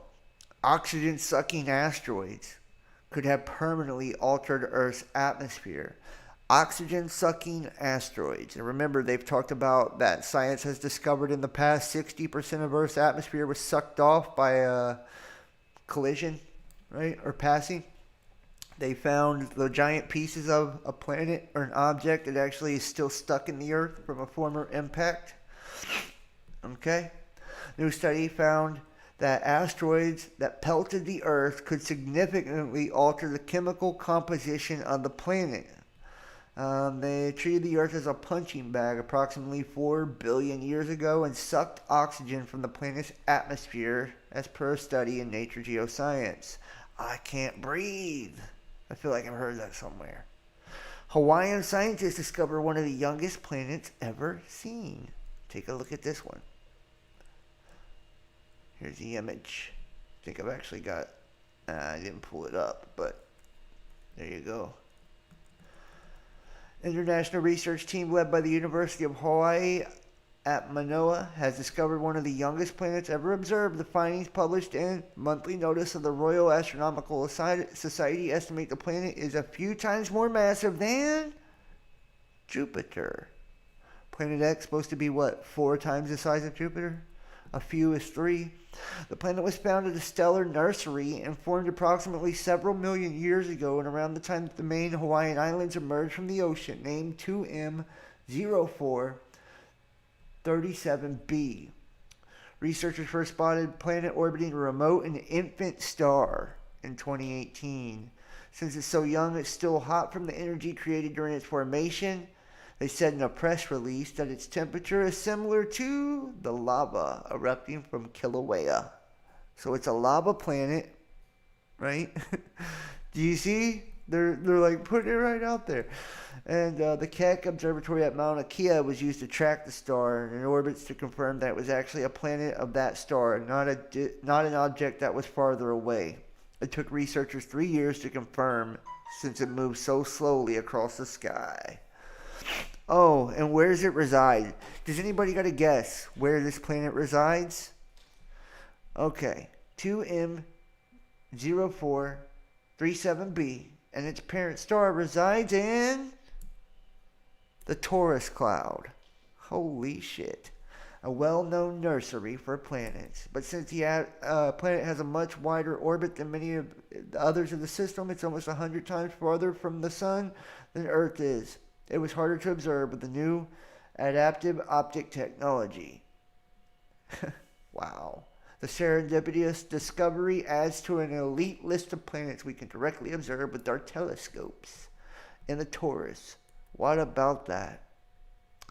What about that? Peculiar sounds on Mars. Israel moves to ban 6 Palestinian rights groups it accuses of terrorism, prompting international outrage. Now, where was that peace deal at? In between who?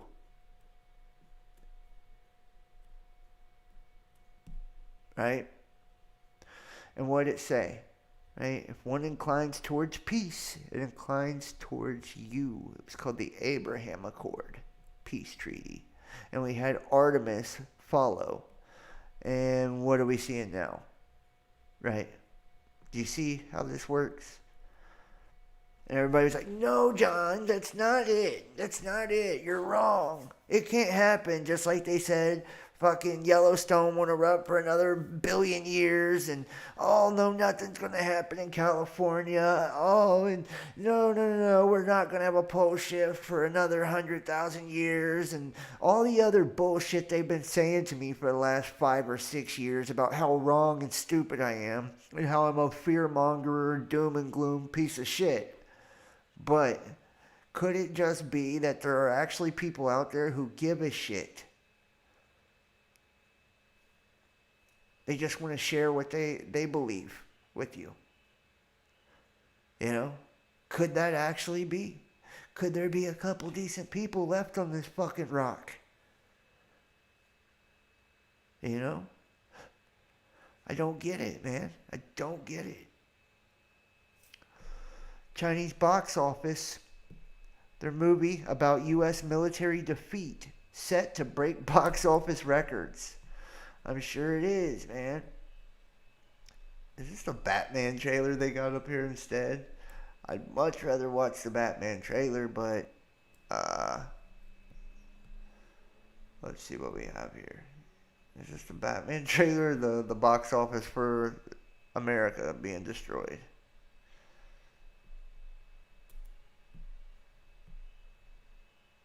It's Batman, I think. Robert Pattinson. Astronomers race to save the night sky, but will anyone listen? They're going to save us from a bunch of satellites. See, they're blaming all these satellites for coming down. How about it, man? Some of this stuff is just unbelievable, guys. New fundamental physics. The unexplainable phenomena from Large Hadron Collider experiment. Now, with the LHC, they're saying now that the standard model is no good. I feel like on this channel, I heard that the standard model was bullshit.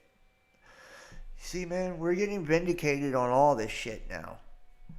You know, that shows you that we knew the truth all along.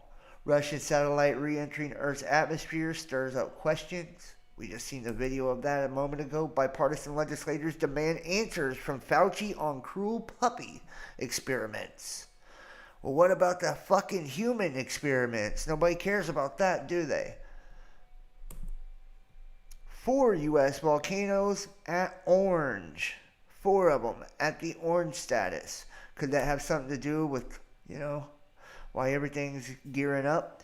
Atmospheric river high winds to wallop California and Pacific Northwest. Earth's spin has slowed, but we still may need a negative leap second. How about that too? You think of something slowly closing in on us, right? With the, you know, magnetically pulling on us. Our spin is slowing as a result of its approach. Researchers have used NASA's Hubble telescope to observe Jupiter, and no one has ever seen before. The red eye is increasing in speed and getting bigger. I wonder why. New Earth bombardment model. How asteroids and comet strikes may have delayed evolution of the atmosphere. And I actually have a video of this. I showed it at the very beginning. Where's it at here? Right here. Planetary bombardment model. Take a look. Shows you exactly what would happen. There's your object coming in right here. Skips off the Earth. Ba-boom. Doesn't look very good either, does it? Looks like that might be a bit uncomfortable for us on the Earth. Just a little, you know. Just saying. Probably not too fun. Fireball plummets to Earth. Experts think they know what it was. The fireball captured on the video across the Midwest was likely a failed Russian satellite. See how they're all in different areas too? They're all trying to say it's just Russian satellites. It looks a little different.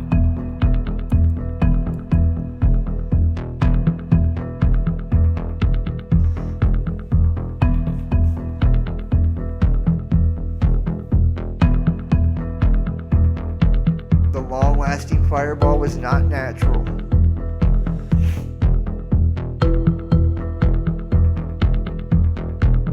Produce re-entry fragmentation of a satellite, they say.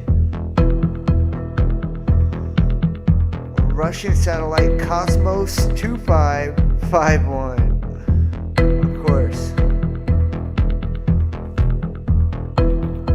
2551. Okay.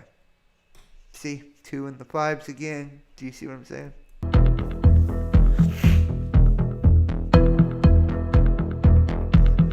Ohio, Indiana, and Michigan. Which fuck. Remember the Torrids? They spanked Ohio the last time around. Damn it. Now we're seeing fireballs in our sky. I should move. U.S. military launches 3 suborbital rockets in test of hypersonic technologies. China reportedly tested a nuclear-capable hypersonic missile in August. And what do hypersonic missiles behave like? meteors. The U.S. military launched 3 suborbital rockets this week from NASA's Wallops Flight Facility in Virginia. See if we can get this popping here. Solve problems in space travel and design. As the secondary benefit of that is we develop technologies that they come back here to Earth. And that's how their mission to bring internet to astronauts on the moon took. Okay, we don't care, dude. We don't care. All right. And I think look at this fucking hands. UN nuke watchdog chief says monitoring of Iran is no longer intact. Look at his hands. Do you see that? I was once told, months back too, and this is kind of strange, that right before everything kind of fell apart, that we would get some type of the promise of peace and security essentially would come through like the World Health Organization and the UN. They would have very close announcements where they said similar things. And I seen just the other day where the World Health Organization said, talking about peace as they were showing off the twisted gun statue and shit in front of it. So I don't know, but that's very spooky, dude. Remember, the UN and the WHO are the white horse, right? And that virus that came out, that was all part of the white horse, okay? So, I'm just saying, man, pay fucking attention. And the Medes, right? Or Medes, whatever. Iran in the Bible, too. And they're also part of Gog Magog also, guys. So, just saying, man, pay attention. This shit's not a game. Not a game. You know? And looking at the vials, just like I said, I heard a great voice out of the temple saying to the 7 angels, "Go your ways and pour out the vials of the wrath of God upon the earth." And the first went out and poured out his vial upon the earth, and there was a noisome and grievous sore upon the men who had the mark of the beast, and upon them which worshipped his image. Grievous sores upon the ones who had the mark of the beast. Probably because they don't have an autoimmune system anymore. But remember, the executive order for the measles as a communicable disease. We got this new Marburg shit coming out as well. Another fatal virus, and it says that, the water being poisoned, bad air quality in different places. We're going to see how this develops. Second angel poured out his vial upon the sea, and it became as the blood of a dead man. And every living soul died in the sea. Like I said, this could possibly be from volcanic activity, or it could be from a direct result of what's above our heads. It is red, by the way. But blood of a dead man would be more black, wouldn't it? Right? Like coagulated blood. It says, the third angel poured out his vial upon the rivers and the fountains of water, and they became blood. So, black, red, dark red, whatever, right, in the seas. Then it comes into the fresh water also. And I heard the angel of the water say, "Thou art righteous, O Lord, which art and wast and shall be. Be thou hast judged thus. For they have shed the blood of the saints and the prophets, and thou hast given them blood to drink, for they are worthy." And I heard another out of the altar say, "Even so, Lord God Almighty, true and righteous are thy judgments." And the fourth angel poured out his vial upon the sun, and power was given unto him to scorch men with fire. See how they're always the same stories too? Right? Seals, trumpets, vials, it's all the same shit, man. And the fifth angel poured out his vial upon the sea of the beast, and the kingdom was full of darkness, and they gnawed their tongues for pain, darkness, and blasphemed the God of heaven for their pains and their sores, and they repented not. The sixth angel poured out his vial upon the great river Euphrates, that's in Syria, and the water thereof was dried up, that the way of the kings of the east might be prepared. And I wonder if this is got more than one meaning. I believe it does. Kings of the East, plural, Russia, China. Kings of the East. Also, kings of the East, Aryans. The air, right? Marduk. right? Remember? And it talks about them coming out of the north as well, which is the darkness or the hidden, which would be like the bottomless pit. Destruction comes from the east. Okay? Just saying. These are all things to kind of let kick around in your brain for a minute, you know? We got a lot of shit happening.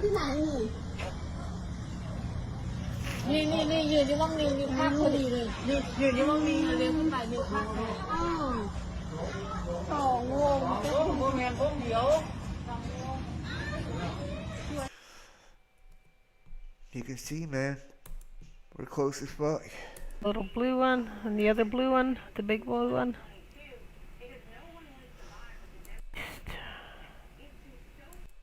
Not only that, there's something over here behind the moon. That's the sun, not the moon, but yes, there is something back behind it.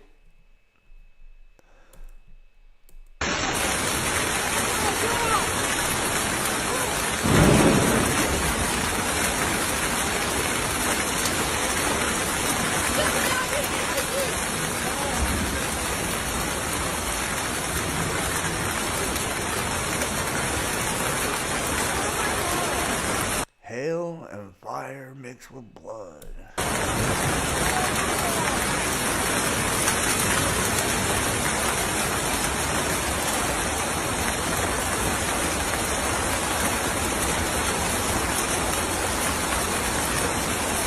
That's intense, dude.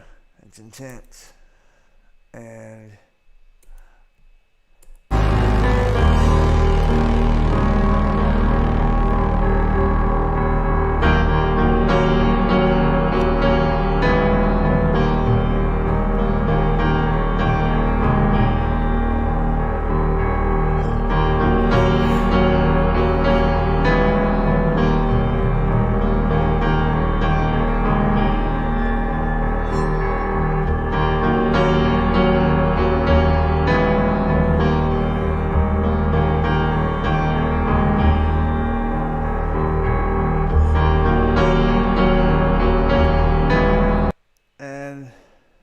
you can see, man, burning orange, a hot pink sky. And if that's RE55's video, because this is Steve Wiggins, which I know because RE55 actually emailed me. If this is your video, RE55, I apologize. I was not trying to use your video. I got hit with a copyright strike last time, and it was because I was unaware. This guy had used his material without giving him credit, so everybody check out RE55. Great work, just in case.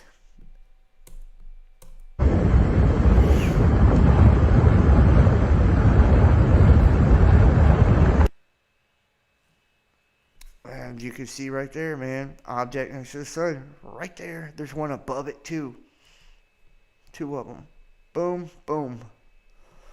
Lots coming in. Lots coming in. And is Wrap the News. Today we are going to be taking a look at the Dragon's Tail again, which are meteorites following behind a planet that people mistaken for Starlink and UFOs. Those are not UFOs out there. We are going to zoom in closer now, and we're going to see exactly what that is. Anybody see a ship in that? No, you don't. Look at the shape of the light, how it's changing from smaller to big as these rocks hurl. So we're going to be looking at these rocks hurling through the sky that's lit. You see them going dim and then going light. They are lit rocks. Baby. It is not aerodynamic or anything else. It is not shaped like a spaceship. It is shaped like a rock, and everybody should know what it is. This is it zoomed in super, super close. As close as I can get it. And what do you see? Look at the shape of it. We're going to invert this in a second, and we're going to see what we got there. Yeah. Look at the shape, and then look at the glow outside of the shape. That thing is coming in hot, right? And it's turning. Look at it. It's shaped like a rock because it is a rock. There's nothing aerodynamic to that. There is no energy or nothing coming from that except for the heat from, or heat signatures from the heat on this damn rock. That's all. Yeah, it's not Starlink, dude. That's a very, and you know, Raptor News always does, you know, great work, man. Honestly, I love what he does, dude. One of my favorites, because he don't give a fuck. You know, he don't give a fuck. And see, it's not just observable evidence that people are catching. NASA themselves, you can see the shit right off to the sides of the suns on Sechi. And Alex Lujan gracing us with some pretty damn good images, if I don't say so myself. Look, right there. Right there. See that? That's what's triggering the coronal mass ejection, or the solar flare. See it? It's a round object, man. You can go look at that yourself, too. Right on NASA. Earth plummeting into 3 meteor showers at the same time. 3 at the same time. Mr. MB333 can't even get enough of the action either, right? It's not just BDP showing you all this shit. Rap the News, Alex Lujan, MRBB, and, you know, like, you don't see shit come from mainstream. You don't see shit come from the so-called know-it-alls of you know, space. None of them are talking about it. Not one. And we have Matt Rogers, believes he spotted the blue Kachina. But indeed as well, they're explaining they can see something as well. They notice the blueness towards the atmosphere of the Earth. They can see some kind of phenomena above the Earth's atmosphere. Now, what we're noticing here is very similar photographs from different people showing up the observations where we can see the blueness to this side here as well. Noticeable there is smaller objects. You can just see the characteristics to this side.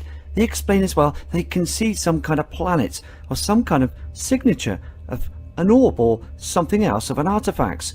The blue Kachina. They explain. And somebody told me, I'm not going to say who or anything, that's not important, but somebody told me that, and they showed me a comment, actually, like a comment. Somebody was saying that he fakes his images. I don't think so, guys. I think what he's showing is pretty legit. These are telescope images, and look at this one. This is fucking very insane. Undetected fall of meteorites, Nibiru connection. A very interesting capture coming from Ralph Edmonds. And see, if we was watching, what's her name, guys? The Gina something.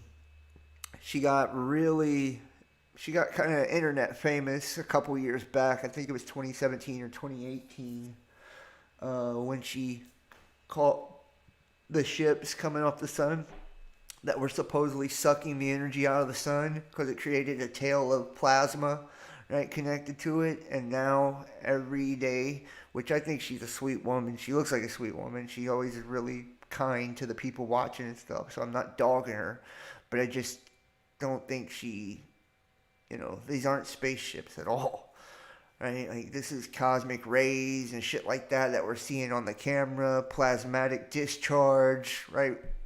And a lot of these orbs, I think, are planets. From Sydney in Australia, using a high-performance telescope. Now, the artifacts with this implicated picture is very, very unusual, but still we've been seeing very similar captures of the skies, even the solar system. Noticeable as well, the same artifacts as we saw before. Darkness of space, this huge band of iron oxide surrounding our solar system, surrounding the Kuiper belt. Look at these space rocks towards this area as well. This is what they explain. They notice these huge chunks of rock. Think about that. The Kuiper belt, remember? Right? Big iron oxide, dust tail, and giant rocks. Same story, different day, different channel, different person. That's what I mean, man. You can't make these things up, dude. You just can't. You can try, but you get caught lying about this stuff. And people do. You know, they do. They lie a lot about this stuff for some reason. And I believe they do it for a very specific reason, and that's to create doubt in your mind when it comes to people like myself showing you things, right? When I'm showing you these type of images, or when I'm telling you these things, you know? And for every 1,000 fucking articles and videos I show you, there's one or two in there that, you know, doesn't pan out or may have come from a, you know, an iffy source or something like that. And those are always the ones that people will try to use to discredit everything else. Everything else. That's how it works. If you trust, you know, the authorities at this point, man, you know, then God help you. Is all I can say. God help you. I'm going to wrap this one up, and I'm actually going to go over to the Discord for a little bit. I got some things I want to share pertaining to the current agenda and the transhumanism stuff. About 15 minutes I'll be over there. I mean, I'll probably be over there before 15 minutes, but 15 minutes I'll be starting.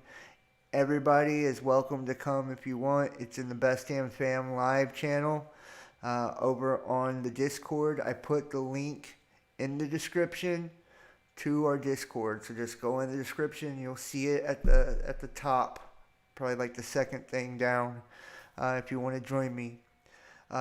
Everybody, thank you for watching. Please, please, please give me a thumbs up. Hit the like button if you're in the chat or you catch us on the flip side. And share this video. Share this out. Whatever platform you're watching on, or, you know, your social media, just take a moment and do that for me. You know, not everybody can donate and stuff, but everybody can hit a thumbs up and share and comment after the video is over, because that helps with the algorithms and more people to see it. If you are able and willing, I guess, please consider donating and supporting the channel. You know, like the ads that you see running on this channel, they always go to the musicians that make the music I use, not to me. So just to let you know, like, without you guys, there is no channel, there is nothing, man. And we don't charge for, you know, websites, servers, anything, man. And the only reason I do the exclusive private content, which I let everybody see most of the time, is just to say thank you to those who donate and support to the channel, because it is very hard at this time to get support for whatever reason. You know, a lot of people now, they just they don't care. They don't care. They don't care about any of this, and they don't find value in probably what I think is very valuable information. Whether it was me saying it or you, it wouldn't matter. It's important, and just knowing about these things, and you see all the others that are out there, and how much disinformation and just fucking, and people that just don't know their ass from a hole in the ground on top of it, you know, trying to steer everyone in a particular direction, or giving the delusions from their mind, you know. So truth is valuable in this time. We're being lied to from every which way, intentionally most of the time, you know. So if you get something from this helps you in some way, if, you know, confirms something for you, whatever, you know, then please consider donating, supporting. We need your support. PayPal, Venmo, Patreon, Cash App, and Facebook Messenger Pay are the ways you can do it. And everybody who does can get access to our band playlist. I'll be doing Unveiling the Mysteries private show tomorrow for those who donate and support to the channel. The second one, I did the first one for free for everybody. I try to do as much for free as I can, because I understand. But, you know, at the end of the day, I gotta make a living too, so that's why. I don't even know why I'm explaining myself, but I got some rude comments the other day, so I don't know. I'm not gonna let it bother me, I guess. All right, man. It says Q Knights for Life, Jimmy Neutron, Up Yours 73, Jim Azakia, Ass Kicker Forever, CH. Thank you. I appreciate you guys. Extremely valuable. You share the truth on all your social media channels. Well, that's awesome. It is valuable. And I don't just share, what? You get another? Yeah, you get another if you want to. You know, if you guys want to join me over there, you can. Yeah, hey, and you know what? That's the truth. Even if it's $1, $1 goes, you know, if everybody gave $1, dude, I swear, like, it'd be all good, man. And, you know, I know we're all trying to get by and just get through whatever comes our way, you know, but I think it's important, I do, to have groups like this, communities like this, channels like this, not just mine. If you don't want to support me because you just don't like my face, then go support somebody else that does this, you know, this kind of stuff. Whatever it is that you feel you need to do. But guys, we got to stick together. We got to help each other, you know. And if we care, you know, then let's show we care by putting our time and our effort, our energy, our money, our everything into what we care about. You know, what matters to us. Because they're trying to destroy us all. Flat the fuck out. They're trying to kill all of us. And you know I'm right about that. You know I'm right. I'm not bullshitting you on that one. You know? And they would love nothing more than for all this to go away. And it's a sad thing, you know? So we gotta take care of each other. Because they're trying to choke us out. Every way, guys. You see it. Whether it's algorithms and social media or isolate us in our actual lives, they're trying to choke us all out. So we got to do something. All right, y'all. Thank you so much for watching. Please, thumbs up, comment, share, support. And remember, Jesus is the truth, the way, and the life. God bless you all. I love you. And I'll see you next time. And I'll see whoever comes over to Discord, which the link is in the description. And I'll try to put it in the chat too, over on Discord. Love you guys. Peace. Have you heard that brand new John T. joint?